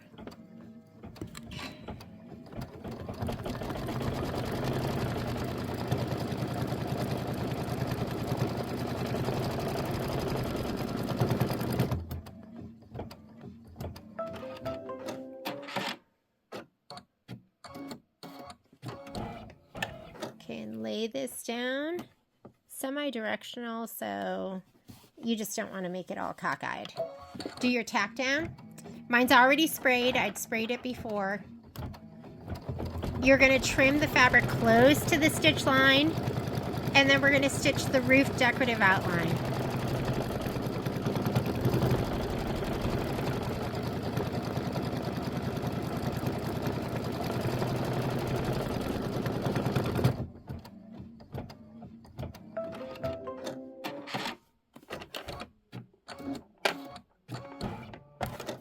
Okay, let's go ahead. I'm going to pull that towards me a little bit.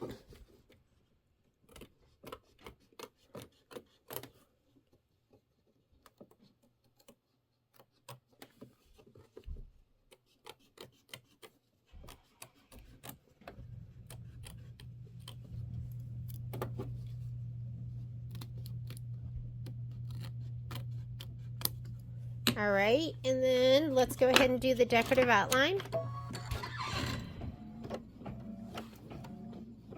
And then time for the door. Next color I'm going to be using is Arabian, and it goes really well with the leather.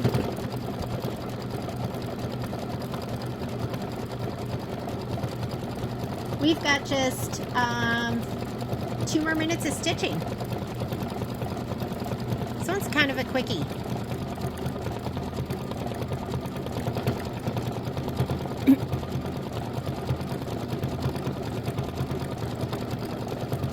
You know, I really like that Kimberbell does some more intense or more advanced projects, and then it does some easier projects. Like this one I would definitely call an easier project.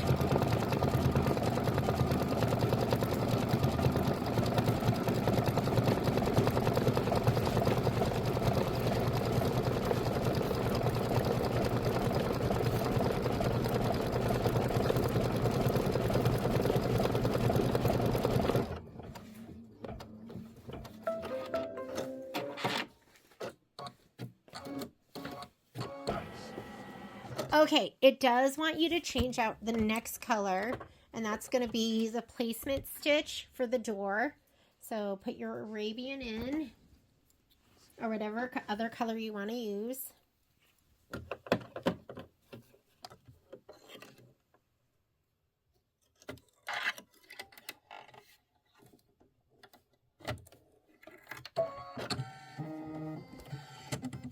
And it says stitch the door placement line. Let me get my leather.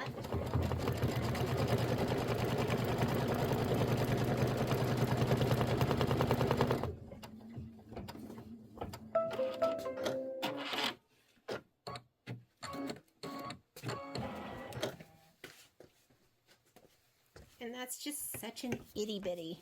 And I just sprayed the very edge of this. I'm just going to scoot it over just a little bit this way and this way. And it says place the door leather right side up, covering the placement line. Place wash away topping on top of the leather and tape in place. Let me grab a piece of wash away. And I'm going to put it right over here too. And get my sleeve back. And let's go ahead and stitch. It said to tape in place, but I'm just going to hold it.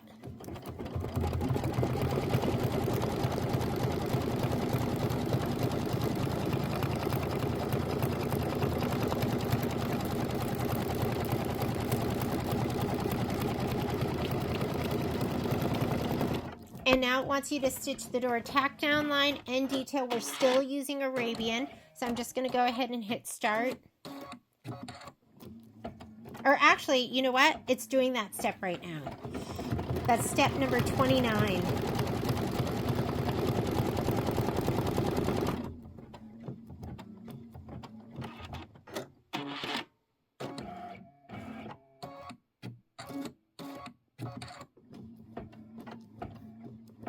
Next step says remove the tape, trim the leather, and topping as desired. I'm going to stitch the doorknob, and then I'm going to go ahead and I'll trim everything all at once.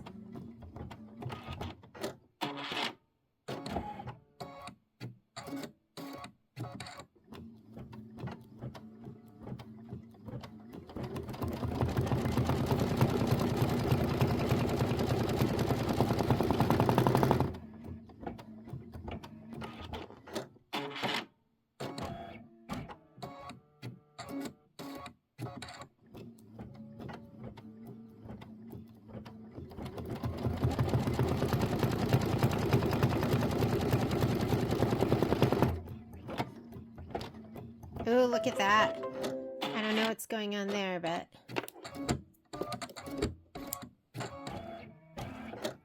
Let's cut that little mess. Okay.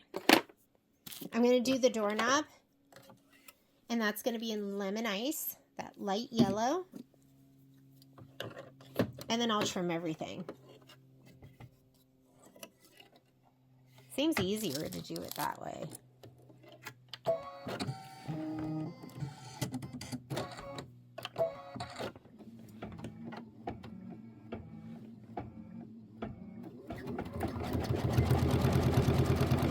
Oh, that's a cute little doorknob. It's just little round.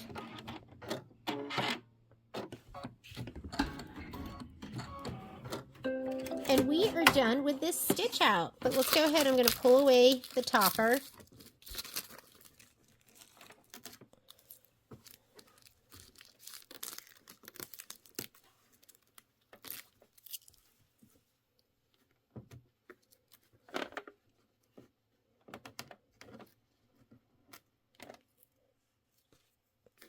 Okay, and let's trim.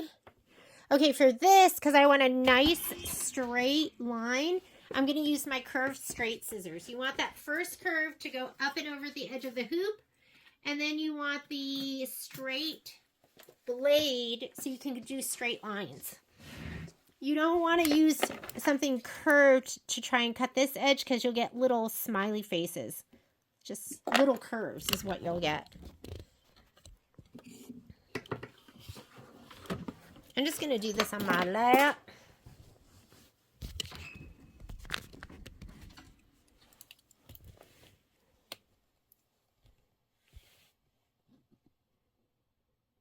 And I like to be maybe about an eighth of an inch away.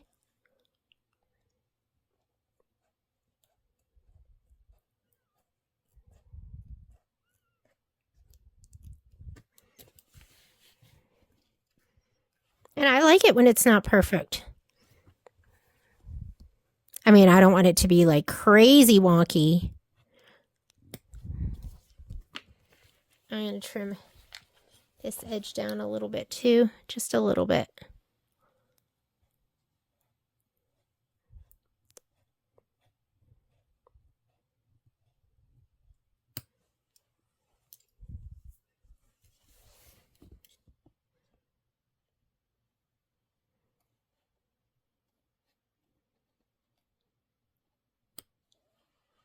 Cute. Looks adorable. All right, let's go ahead and we're going to rehoop and we're going to do turkeys 1. Okay, next embroidery I'm going to be doing is going to be turkey 1, which is going to be this one right here. If you look at the spreadsheet, it says turkey 1, 4x8 vertical, so 4x8 in a 6x10 hoop. Here's my 6x10 hoop. So, I mean, it really goes to 6.5 by 10.5. This one will be the easiest one to use. What I'm going to do is I had done this in the 5x7. I am going to take just the muslin from this because I like the size of it. It's 10.5 inches, and that's what I like for my 6x10 hoop. So I'm going to just take all these magnets off. Oop.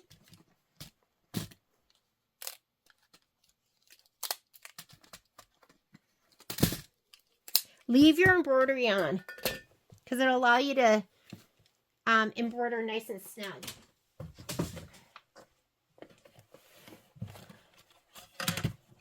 Because otherwise you lose all of the stabilizer that would go right under there. I'm going to unfold this down a little bit. Reclip.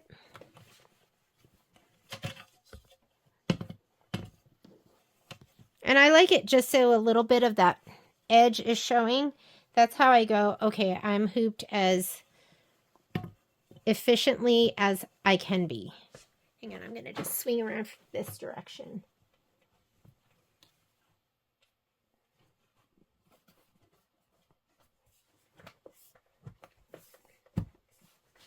I'm going to pull in gently to get all those ripples out. It's nice and flat. We're ready to go. I'm going to slide this onto the machine. Once this is stitched out, then I'll cut this one off.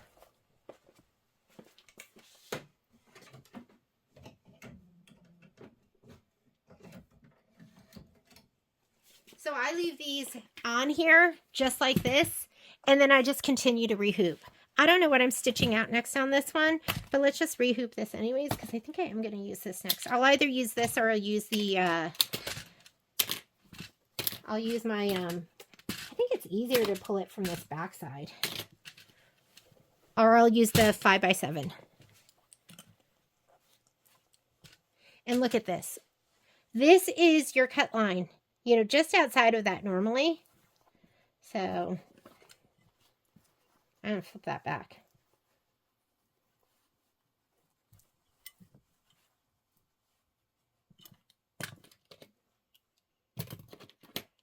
Littles? Yep, littles on the top.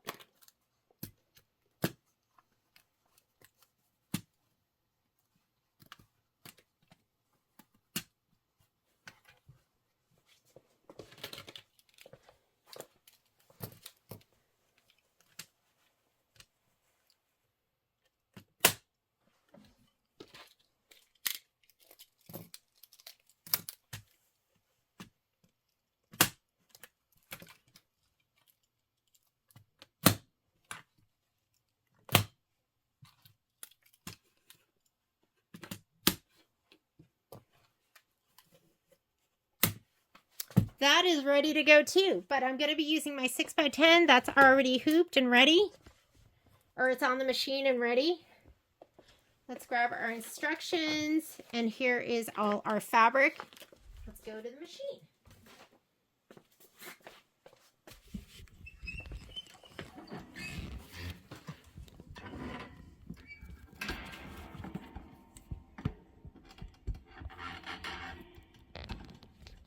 Okay, finish embroidery. Change to a larger, I gotta slide this off. Hang on just a sec. Okay, let's go home. We are gonna be doing turkey 1. Turkey 1 is right here. It is quilt first. So we're gonna put our quilting design in first, autumn 5 4x8. I'm in my lower USB. Here's my folder. And we're doing autumn 5. And we're doing the 4x8 vertical. And there it is. We're going to add. And the design we're adding is turkey 1. And turkey 1 is the bigger of the two. Here it is, turkey 1. Let's set it. And it says centered, so we don't have to move it at all. We're going to just go ahead. I'm going to go to my settings button. And I'm going to choose my 6x10 hoop. There we go. And let's go ahead and touch embroidery to combine those two designs as one. I'm going to go layout, move, and scoot it all the way up to the top. Oh, I took my hoop off because it was, I had to. Let me go ahead. It's telling me to change to a larger hoop because it's outside of my 6x10. Let's go center. I'm going to slide my hoop on now. And now I'm going to scoot it up. And it won't go beyond. We'll just say okay. And let's touch layout so we can see what we're stitching. Let's go minus plus stitches so we can go ahead and advance as we see fit. And here we go. First thing that we're going to do is, let me grit out the fabric that we need. I'll just get it all out. And we're just going to give it all a little shot of spray. Let's grab the spray tent, which I don't see anywhere. What did I do with it? Oh, I brought it all the way to the other side of the room.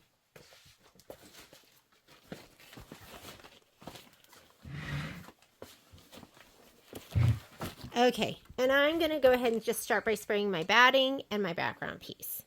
And we'll pull that out.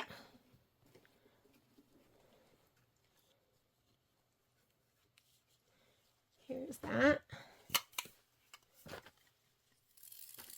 Just a little spritz. This one's ready. And my background piece.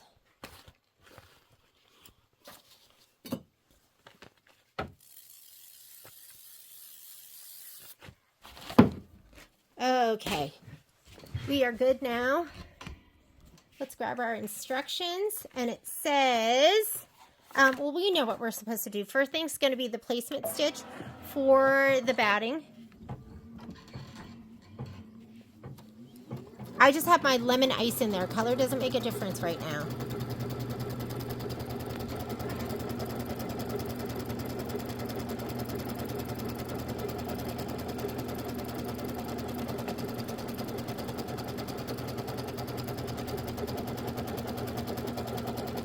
And the other piece is, this is going to be flip and fold. So you can give them all a shot of spray to the back. And that way when you fold it over, you can just kind of press it down. Here is my background piece right here. Whoops. Let's get it over on the right side.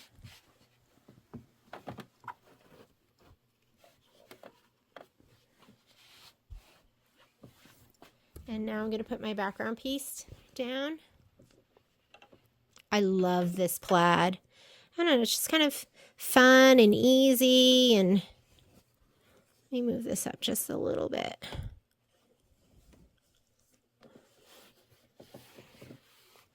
Okay, we're going to skip some stitches. This is tack down for the batting. We don't need to do that. Placement for your background piece. We don't need to do that. Tack down for your background piece. We're going to do this. And I still have that lemon ice in. I'm just going to leave that in.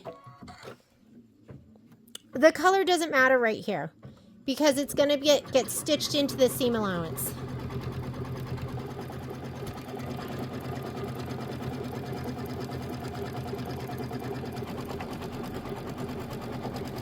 And our instructions say, or our sheet says, turkey 1, we're going to quote first, and we're going to do it in linen. So I'm going to go ahead and change out that thread to linen right now.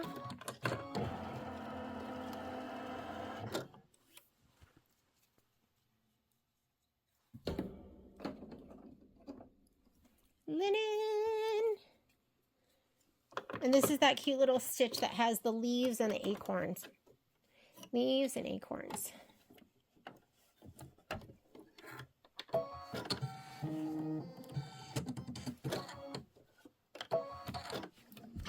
And we have 3 minutes of stitching here.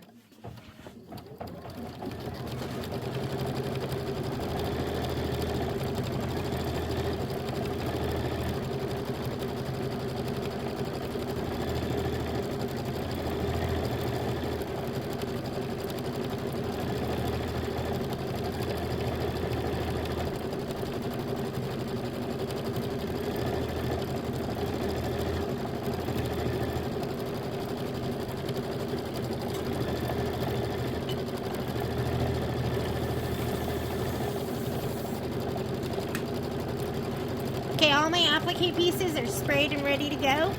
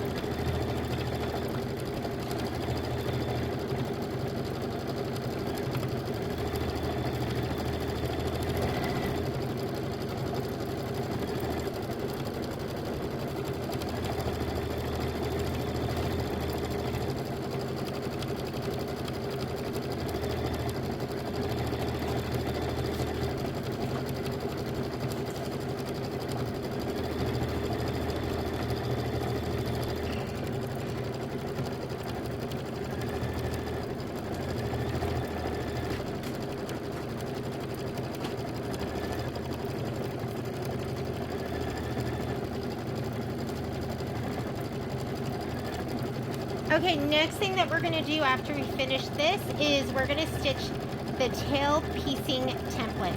And it says color doesn't make a difference, but I think it would be helpful if you could see it. So I'm going to do it in this like peach color, where it's not too dark, but not too light either.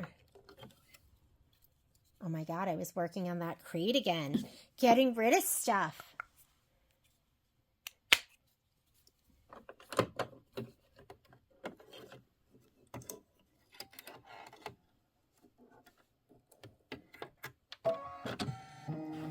Okay, this is the template for the piecing. For your little turkey.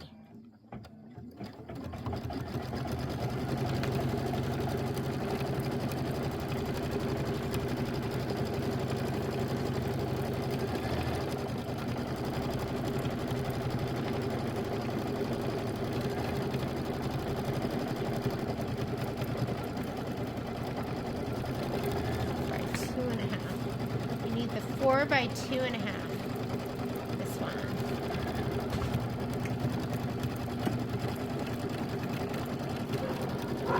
And these are going to be stitched if you look at your template. So this tells you how we're going to lay them down, 1 through 10.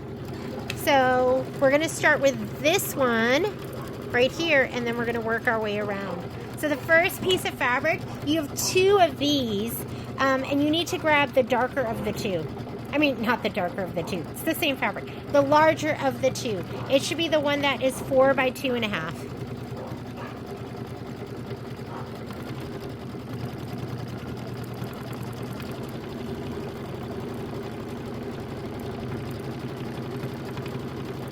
Quite honestly, I don't know why we have to go over that twice, because it's just the template. So I'm going to cut it, and I'm going to fast forward, because we're going to go over this, but I think it is going to stitch one more part here. So let's go plus 100, plus 100, plus 100.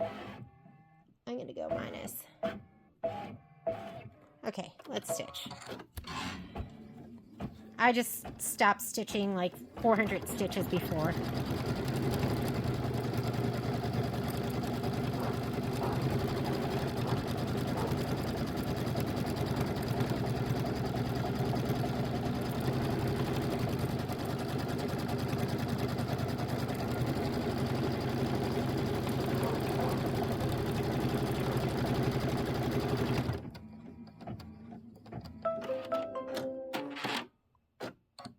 Okay, my fabric's already sprayed. I'm going to go ahead and lay it down right here. And let's see what color it wants us to use to tack it down. Place the feather one fabric right side up, completely covering section 1. Stitch the trimming placement line. Color doesn't make a difference. So I'm just going to lay it down, and it's going to stitch our trim placement line. So let's get your double curved back out.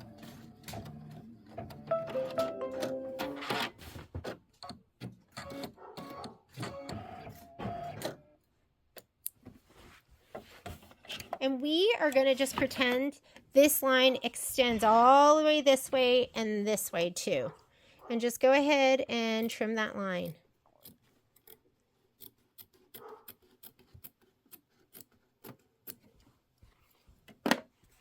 Now that's a trim line first, but now it's your placement line. So you're going to grab one of your pieces of green, and you sprayed the wrong side, but just kind of lay them down. You have that placement line. You want to center it to your fabric. You don't want too much fabric on the left or the right. We're going to put that under. I'll hold it right here just because I need it to kind of tack down that very front part.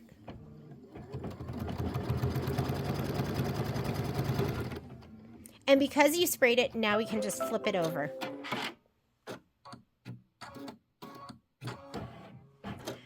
You could take it out of the hoop off the machine, and you could give it a little press. But I find that just a little fingernail press and pressing down where you put that adhesive works enough. Now it's going to do the next trim placement line. So remember, first it's a, whoop! Yeah, that thread caught for some reason. First it's going to be a trim line, and then it's your placement line. I love flip and fold.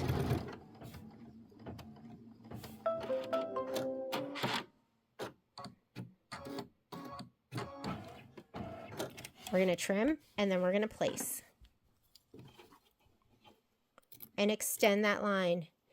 I find when I'm just cutting one piece of fabric without shape flex on the back, my titanium snips, I love them. Okay, next one is, and you could just follow this chart right here. We're just going to go right across. We want a peach. We want the orange pretty petals. Let's get that out of the way. You're going to place this down. So since there's a little adhesive, it could stick to the foot. So I like to just hold it on either side.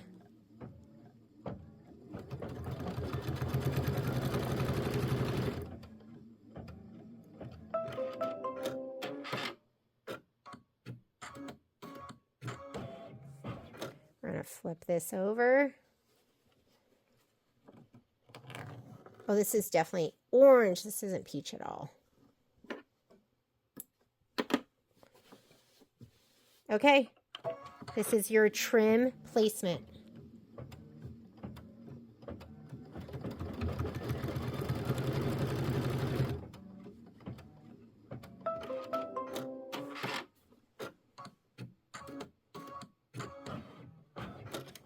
Let's trim and then let's place.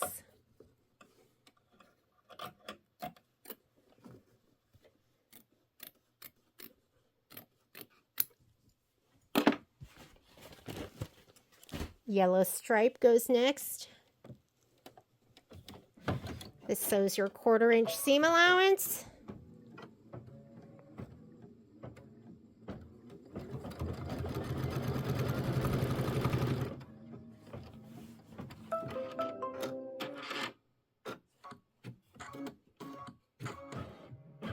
We're going to flip it over, press it down, fingernail press. Trim placement line. Isn't this easy and fun?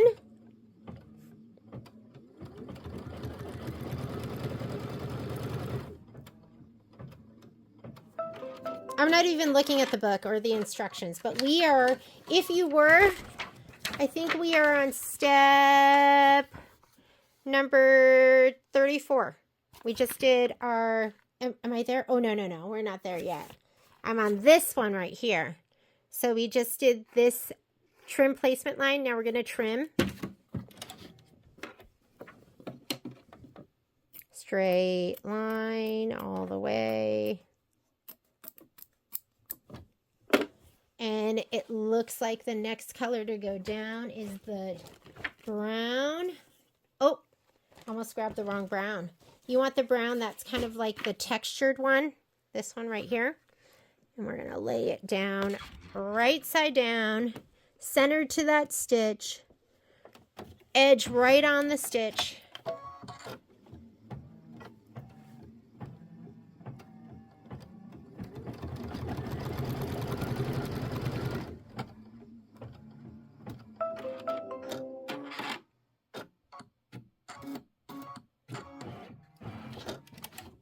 We're going to fold this back. Give it a little smush. This is our trim placement line. Next color is the brown. This one, I love this fabric. I love it in every color. We got to trim first. Then we got to place. Then we got to do our 1/4 inch seam allowance. Trim first, and then place, then 1/4 inch.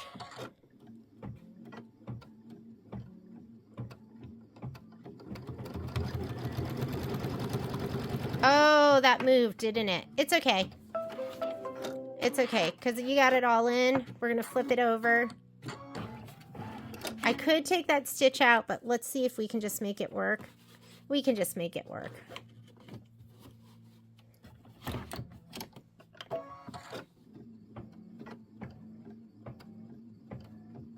This is trim place.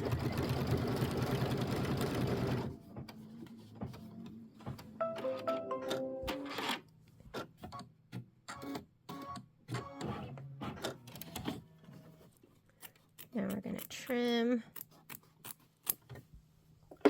going to place what goes next. The yellow again.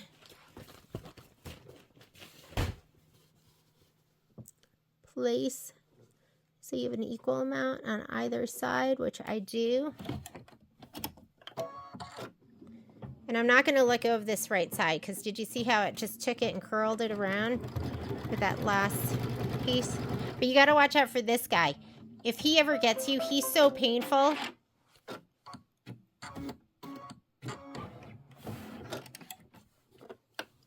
Flip it over, fingernail, press it down, and do your trim line. Next color is going to be the orange again.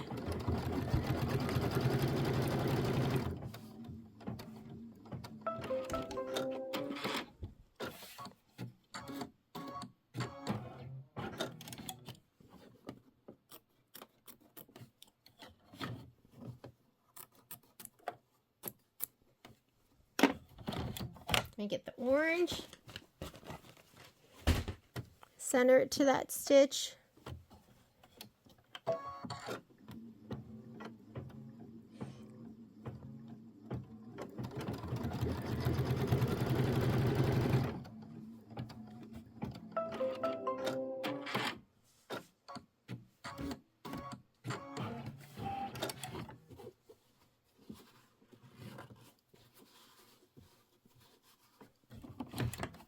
okay, trim, and then the green.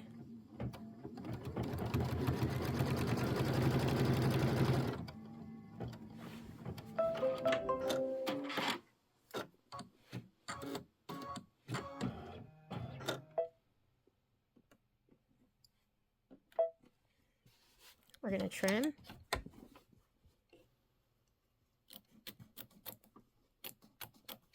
I'm getting a little bit of push with my foot. I could raise my foot height.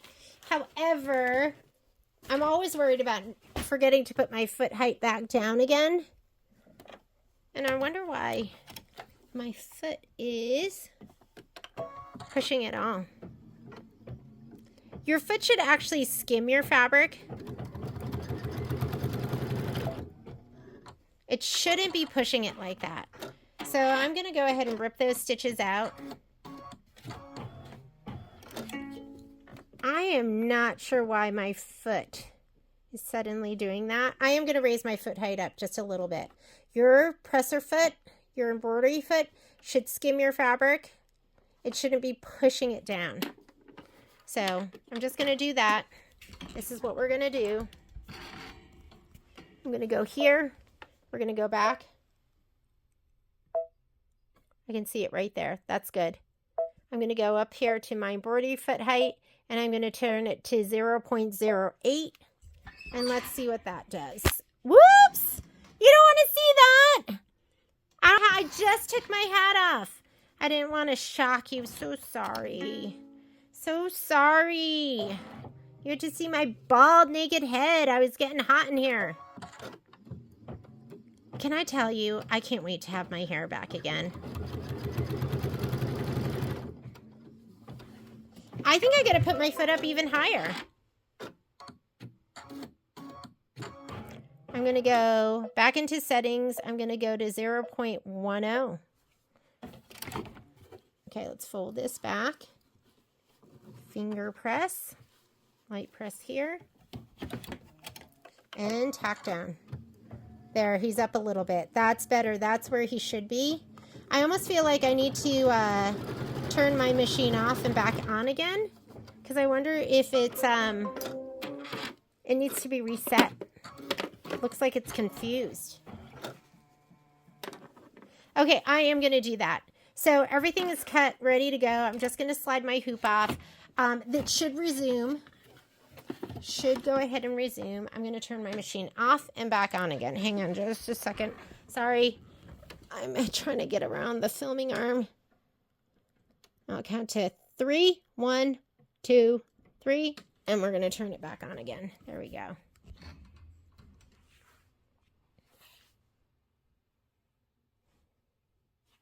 I mean, it is a computer. Every once in a while, it needs to just be reset.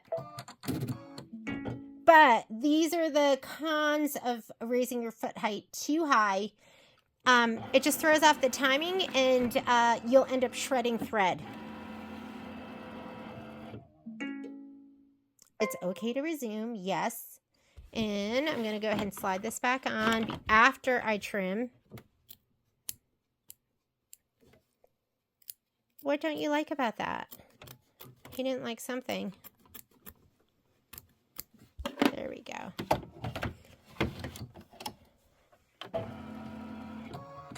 Whoop. We got to actually put the fabric down. So the last fabric, look at my finger so I could turn my page, is going to be the brown polka dot. There we go.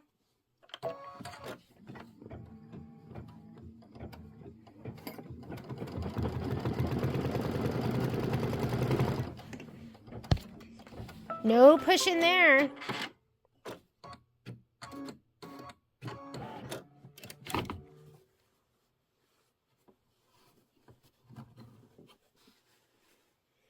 And now it wants to do the outline of the entire thing. Put my embroidery frame back on.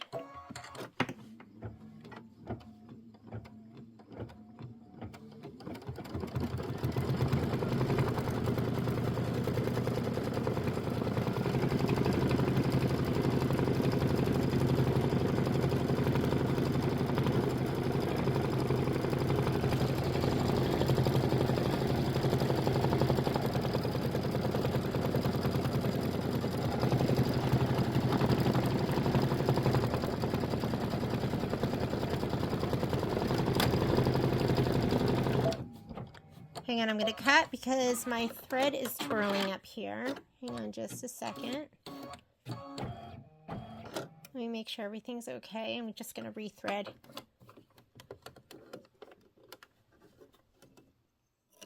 And just finish this outline stitch.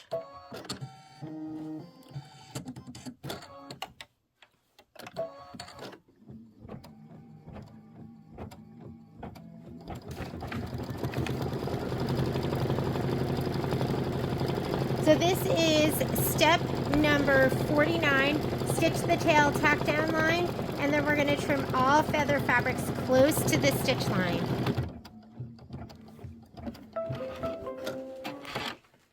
I'm going to use my double curved scissors.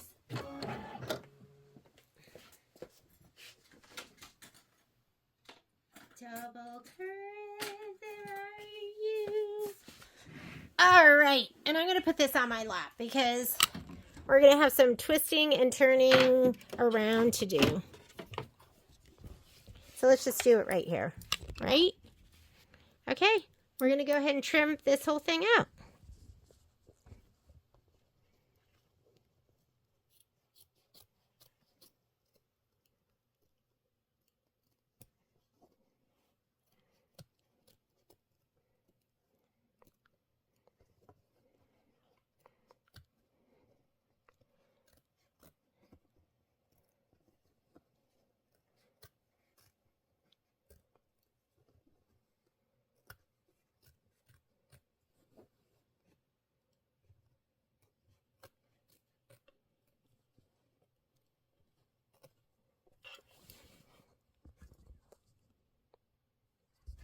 Sorry, cord on the filming arm.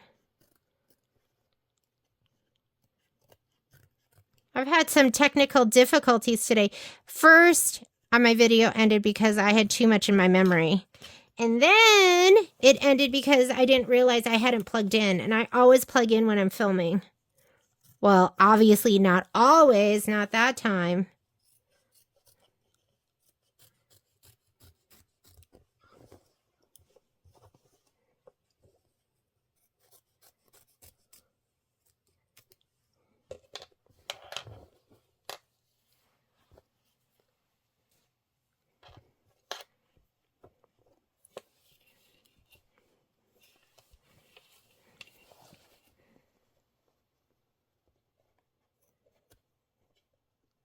I'm just going to cut out each one.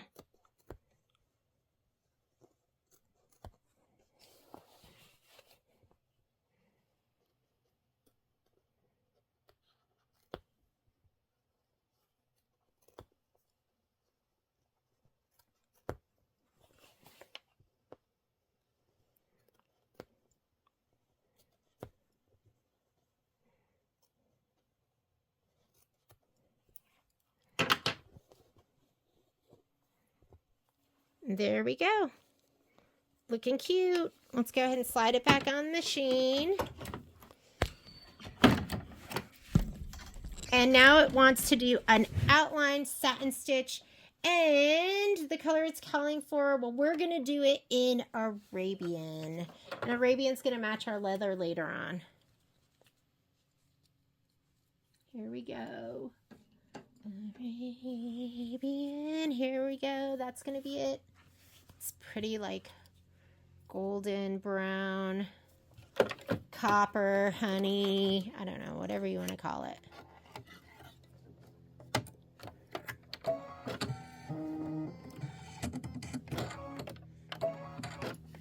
And this is going to be 6 minutes of stitching. I'm going to keep digging through that box so I can get rid of it.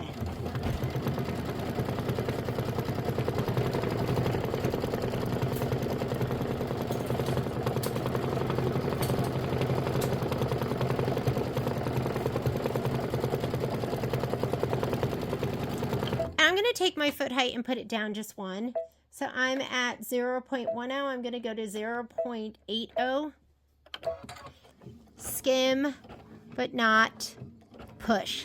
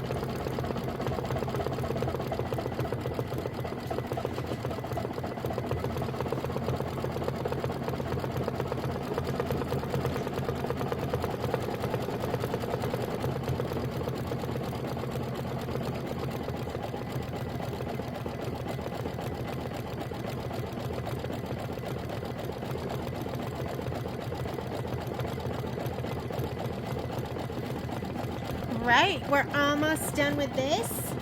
This is step number 51, and then we're going to place the turkey body, we're going to stitch the turkey body placement line. And you're going to need your leather after that.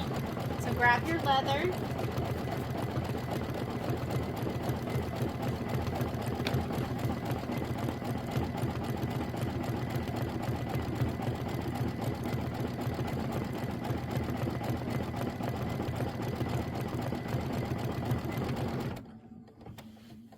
And we have 2 minutes left in the stitch out. All right, go ahead and hit start and just do the placement line.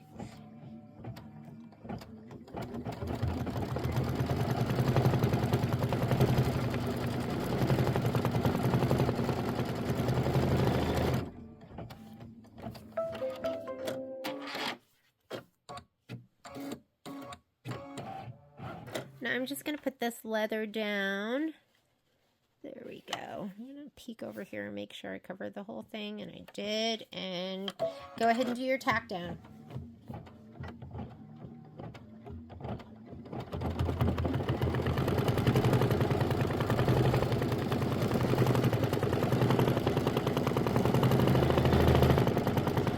And after you do the tack down, it says trim the leather close to the stitch line. So there's going to be a decorative stitch around this. I'm going to use my snips.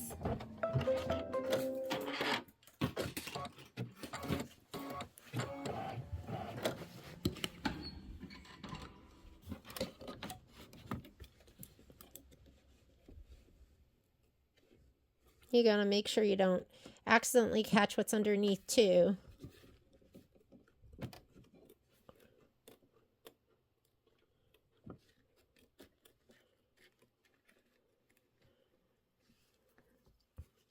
And it's going to do that kind of Kimberbell decorative stitch.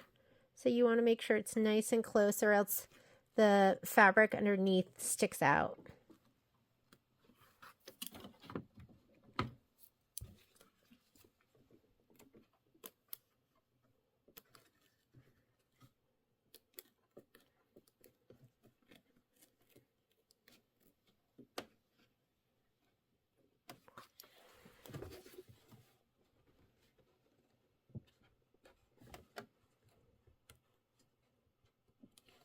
Whoop, got a stitch there, but that's okay. And I might just grab my double curved. I think I need just a little bit more power. Just a little bit more.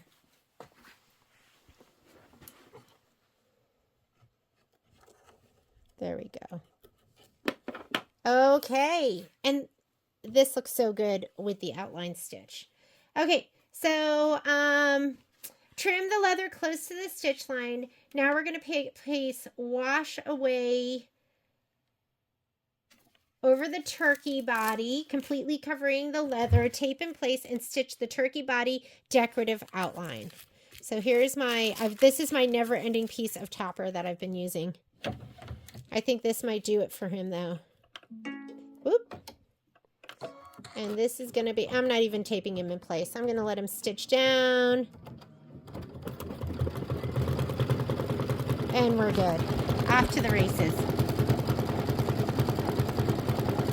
Oh, that stitch looks so beautiful. Can you see it? It's gorgeous.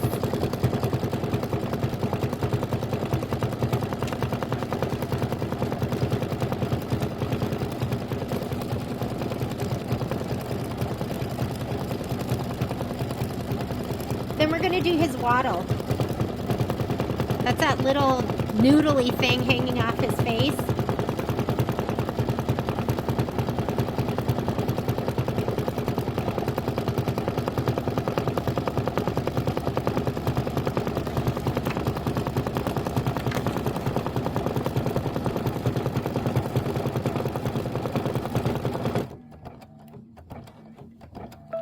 Or is it waddle? We're doing his waddle.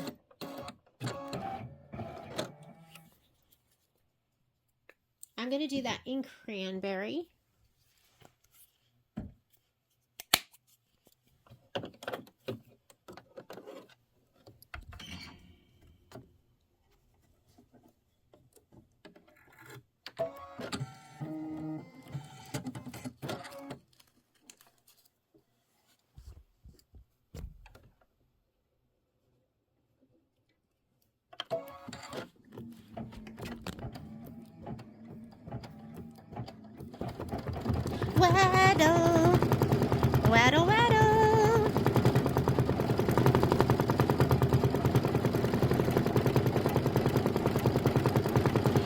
the topper because it keeps the stitches from sinking down into the leather or into your terry cloth or into whatever plush material you're using. That's when you're going to use a topper. And now we're going to do his little beak. We're going to do that in lemon ice. I wasn't sure if I wanted to use the cranberry, but I'm glad I did. It's kind of like check me out, kind of like red lipstick. Check out my waddle, ladies.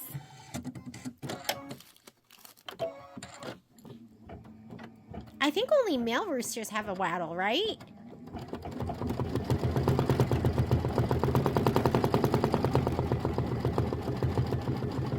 Now I've forgotten everything I've learned in elementary school. Okay, and then we're going to do his eyes. Beady black eyes. Or you could do charcoal. I love charcoal. Here I go. Here's the black. Let me go ahead and put it in.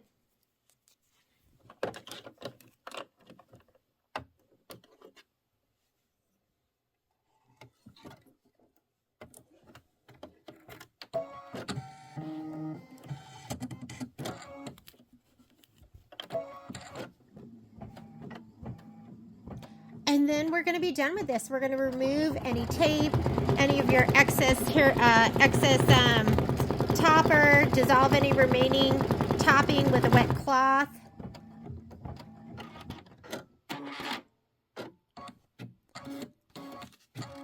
And we're going to move on to turkey 2, which is the baby turkey. And turkey 2 is, let's see, I think his final size is 4.5 by 4.5. So I'm going to go ahead and do that in my 5 by 7 hoop. But we're going to go ahead and take this here. We'll just remove all of this. We'll trim our threads. I don't think I have any more use out of this unless the other turkey's super tiny.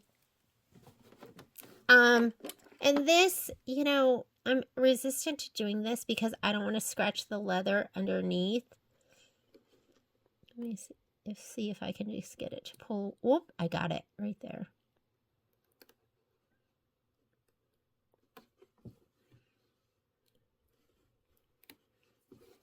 Here we go. Once you can get under it. And then you don't have, then you're not like scratching it. Right? Make sure you're just not dragging it across the leather.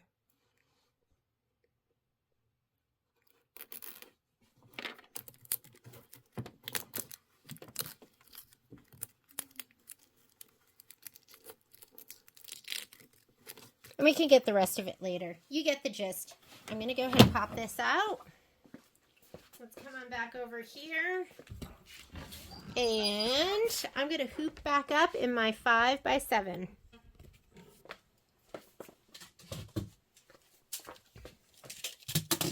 So we're going to take this one. We're going to use the same muslin though. Say goodbye to 8 by 10. Goodbye 8 by 10. Or actually that wasn't even my, there was not even an 8 by 10. That was my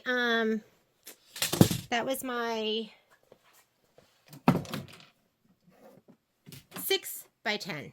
There we go. Still struggling to find the words sometimes. Let's go ahead and fold this a little bit. Clip it again. Grab my little hooks. And right here you can see little, big. Oh, Momo's barking, which could mean he is tattling on her and she is doing something naughty. So I'm going to hoop up and then I'm going to go check on them. Because he does not like it when she misbehaves. I just love having such a good boy like Momo. The other one's the devil.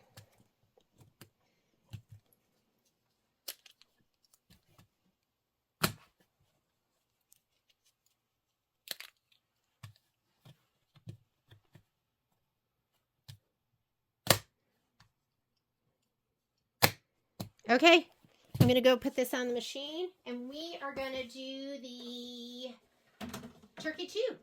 Turkey 2 which is the little turkey. I'm sliding it on. And let's come on over here and let me get my bag of goodies for Turkey 2. Turkey 2. Turkey 2. Here's Turkey 2. So these are going to be our fabrics.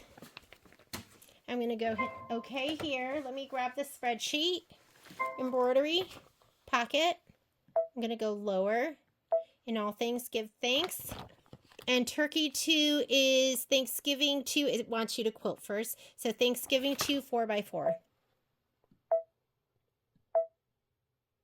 Here's 4x4. Set, add. Let's also go ahead and choose our hoop size too. Bottom.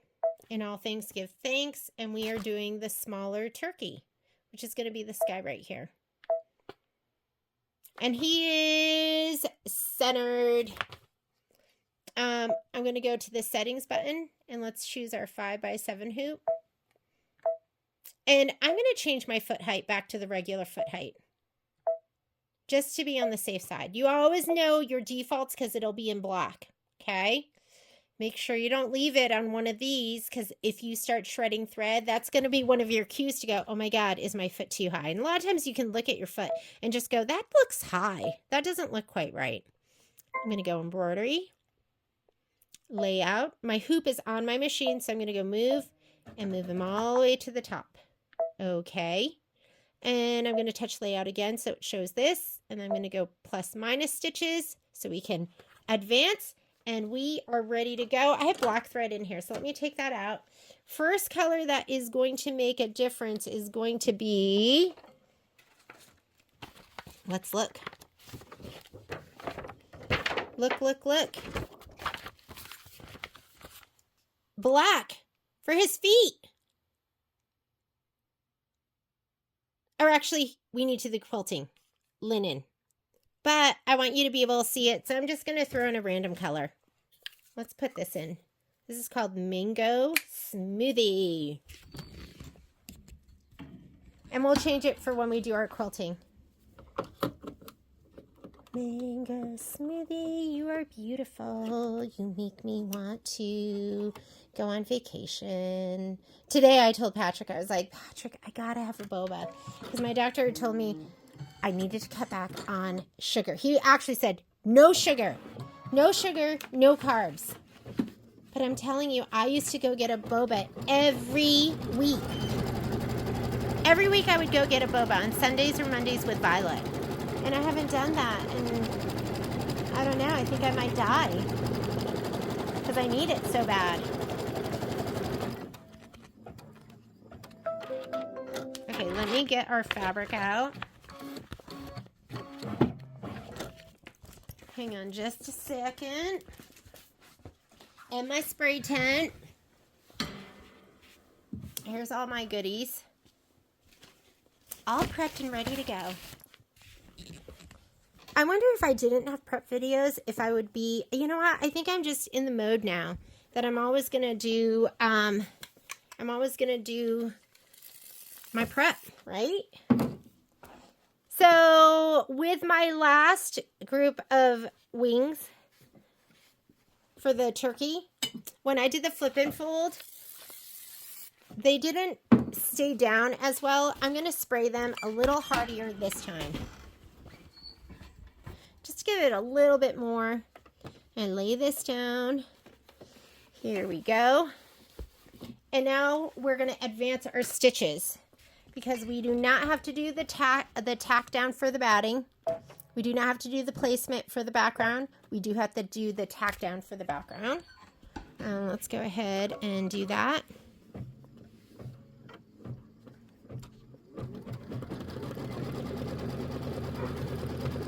I can't decide what to do next. We have mini quilts. I still haven't done my cuties for November or December.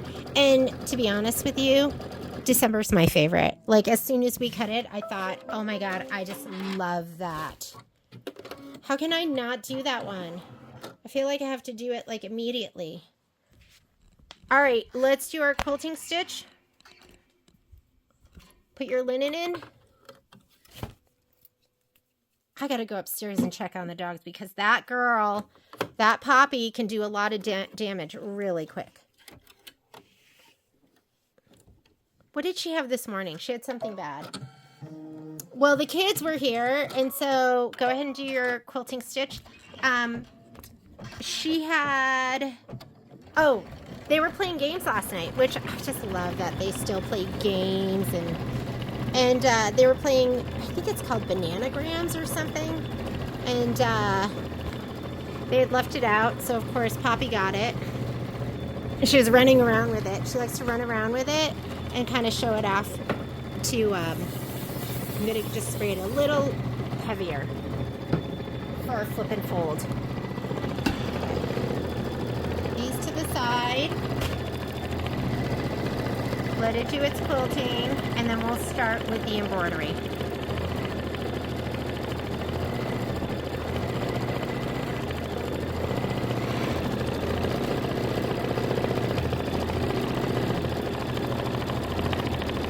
Oh, there's a turkey.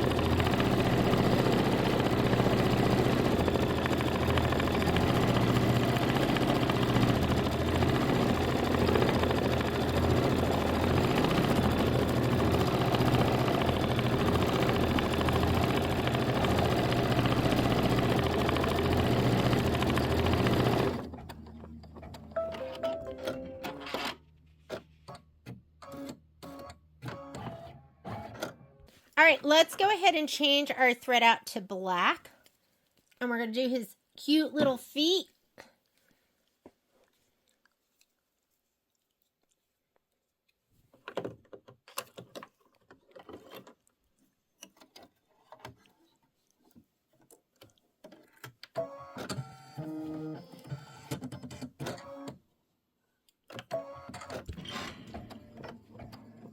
And after we do his feet, we are going to stitch out the tail piecing template.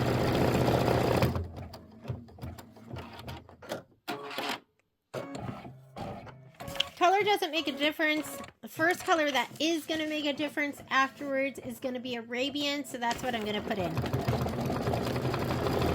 after the black. So I see a little bit of bobbin thread there. If I had been paying attention, I would have stopped it and I would have switched my bobbin out to a black one. And that just happens sometimes when you have like fine stitching. It's really not that big a deal. So I'm just going to leave it and forget all about it. And I won't look at it again. But sometimes when you're doing stuff like that, you can just automatically just put in a black bobbin. Okay, it's going to stitch out the template. And last time it was, you know, it was stitching it out pretty densely. But we'll just let it stitch out. It's a minute of stitching.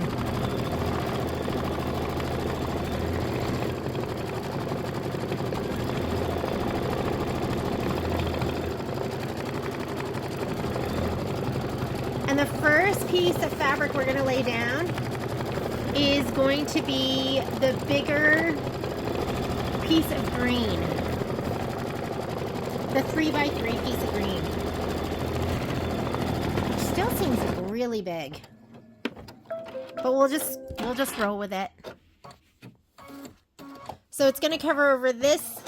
We're going to be working one all the way over to here to 6. So here's your piece of green. Go ahead and lay it down and cover the whole thing. They have it on the diagonal to the green. So I'm just going to lay, whoop, unthreaded.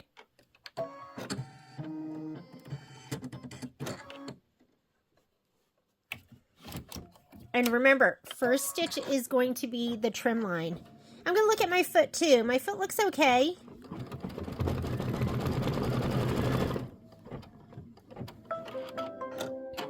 But if you feel like you need to, I don't know where my snips are, so I'm just going to use these. Double curve. So that's your trim line. It's also your placement line. Grab your brown linen looking fabric and center it to that stitch. I'm going to hold it over on this end and this end. My foot still looks good. When we were doing it before, that foot was literally sitting on the fabric. I don't know what happened. And I think that's why it started pushing it. We're going to take this, flip it over, give it a fingernail press. And now it's going to do your trim line first, which is also your placement line. And you could literally just have this in front of you and you'll know what fabric you're going to be laying down next. It's going to be the orange flowered fabric. Go ahead and trim this. Now that becomes your placement line. You're placing your fabric right side down. And then this is going to sew your 1/4 inch seam allowance. And then you're going to flip it over.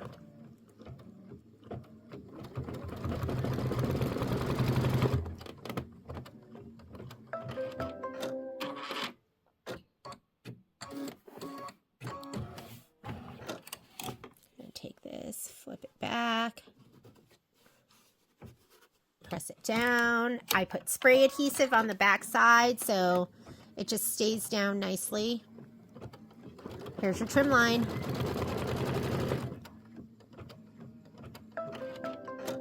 And if I'm looking at the picture and it looks like the brown sparkle, this is your next piece that's going to get laid down. Let's trim this.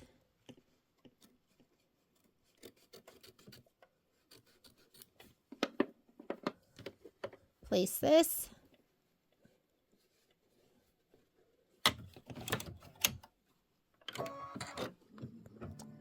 Quarter inch seam allowance.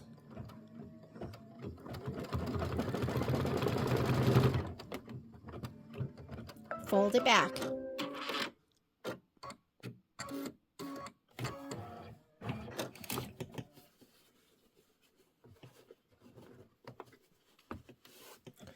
Trim line.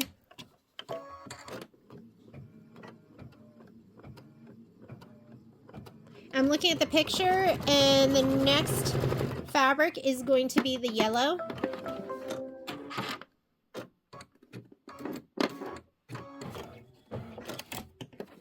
Yeah, I'm thinking that I had issues with that last turkey because my foot was down for some reason. It's so strange. Everything looks good now. Placement line. And that'll tack it down. You can hold it just on this end.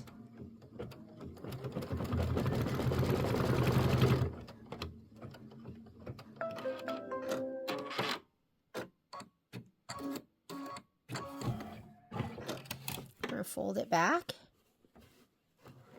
Fingernail press. I don't believe in finger pressing. I believe in fingernail pressing.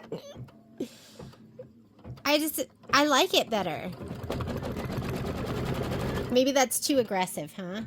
I'm looking at my picture, and the last piece that's going to get laid down is the brown with the polka dot.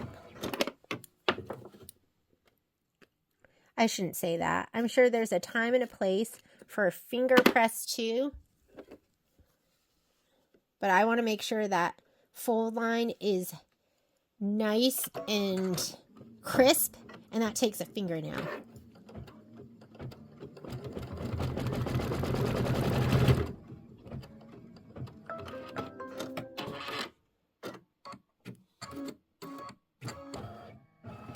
So, I mean, during that whole thing, I didn't look at the instructions at all. I know that is risky business, right? But is it?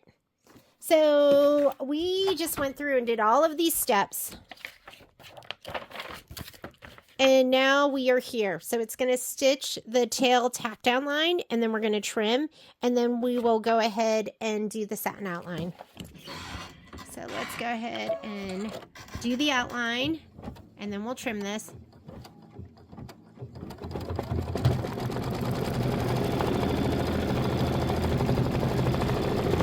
so cute.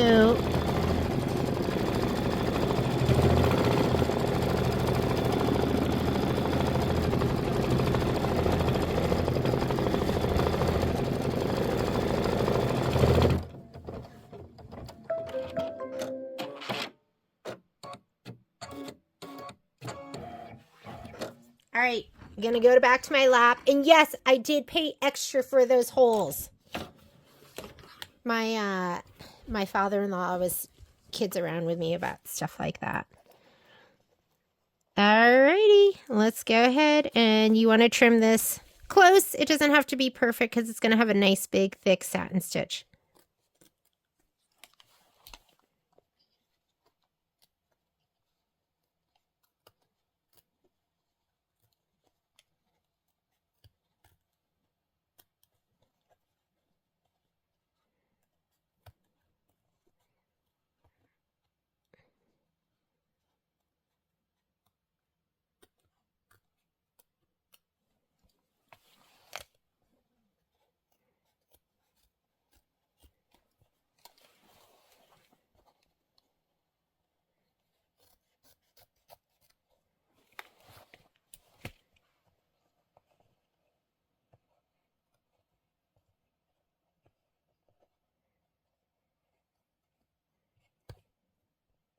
Ooh, this is thick. I wonder if I need to get out tougher scissors for this. Right? And actually, I think you can just leave it because he's going to get covered over by the turkey body. So if you don't do a perfect job right down here, don't worry about that. All right, let's go ahead and put our hoop back on our machine. We are just like cruising through this, huh?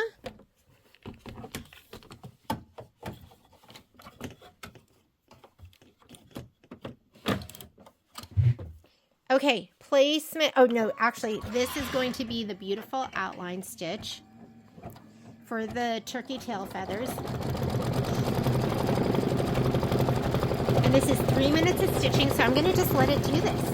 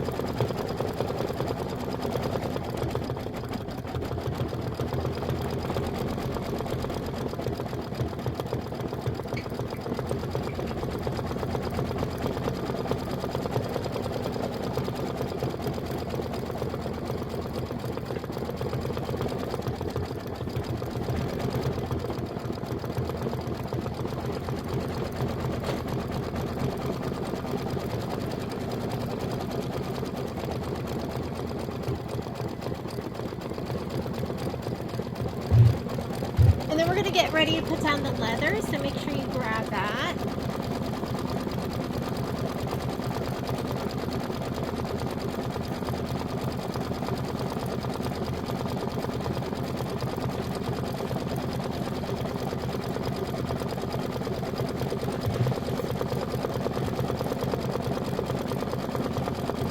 This is a baby turkey, and the other one is the not baby turkey.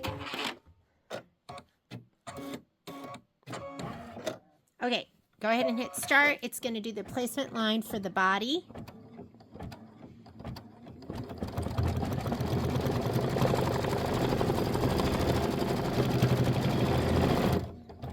And we're going to lay down our piece of leather. I'm going to just go like this and bump it a little bit to the left. There we go. Because leather is expensive. $13.99 for a roll. But it just makes a difference. Looks really good. And we are going to trim this close, and then it's going to be doing that really pretty stitch.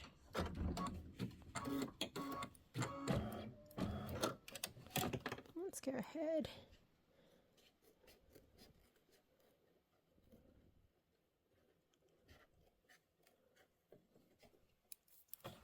I'm going to pop them out.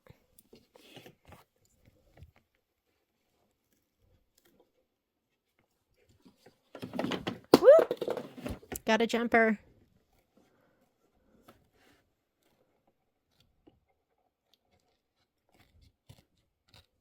I think holding up your leather allows you to get a little bit closer too.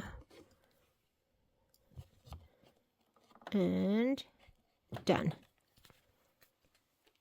Okay, I'm going to slide this back on, and then we're going to do all the fun little, whoops. God. I am obviously very clumsy right now. Go ahead and hit start, and it's going to do that fun decorative stitch. And then oh, wait. Hang on. Let me go ahead and cut, because we are supposed to put down a piece of topper. And guess what? I have that one little piece left. Let me grab it.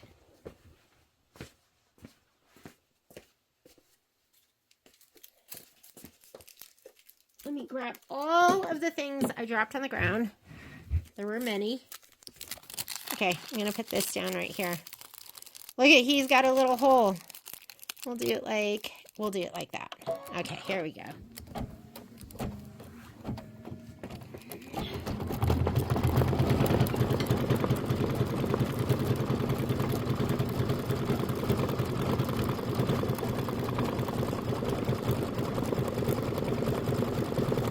Actually just bought home a brand new roll of wash away topping.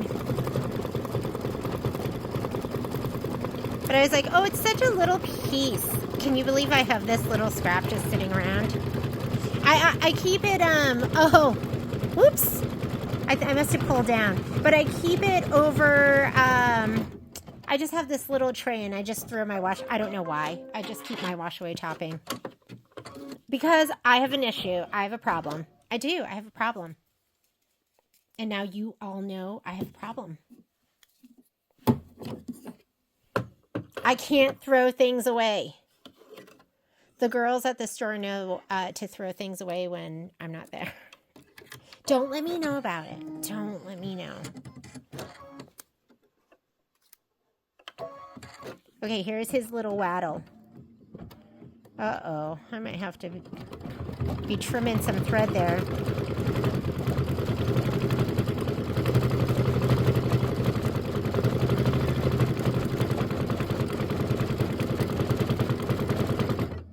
And I still haven't figured out if all turkeys have waddles.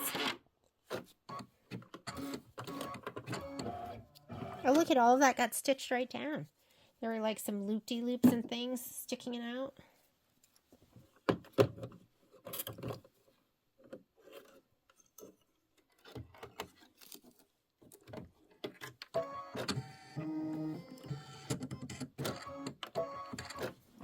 Here's his beak. I'm doing his beak, so I did his waddle and cranberry just like the other turkey. And now I'm doing his beak in lemon ice. And then I'm going to do his eyes. We're going to do his eyes in black.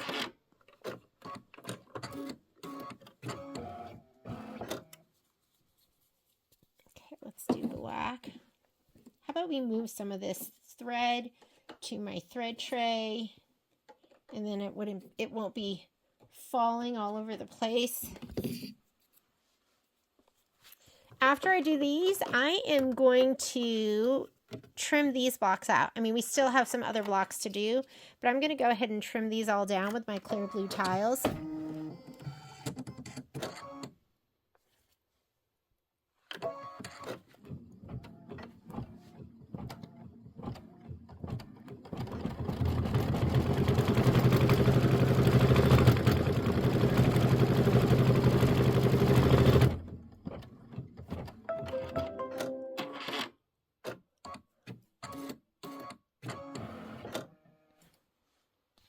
And the last step, we don't stitch. It's a design placement line. So we are done with the little turkey. We're going to have to dissolve this stabilizer. Oh, those mangy mutts. We're going to have to dissolve this. We can just use a little Q-tip and some warm water. I like warm water. But look how cute he is. I'll just have to get rid of this part right here. And get rid of some of those threads on his face. And this is our adorable turkey too. Thanks for joining me. Bye.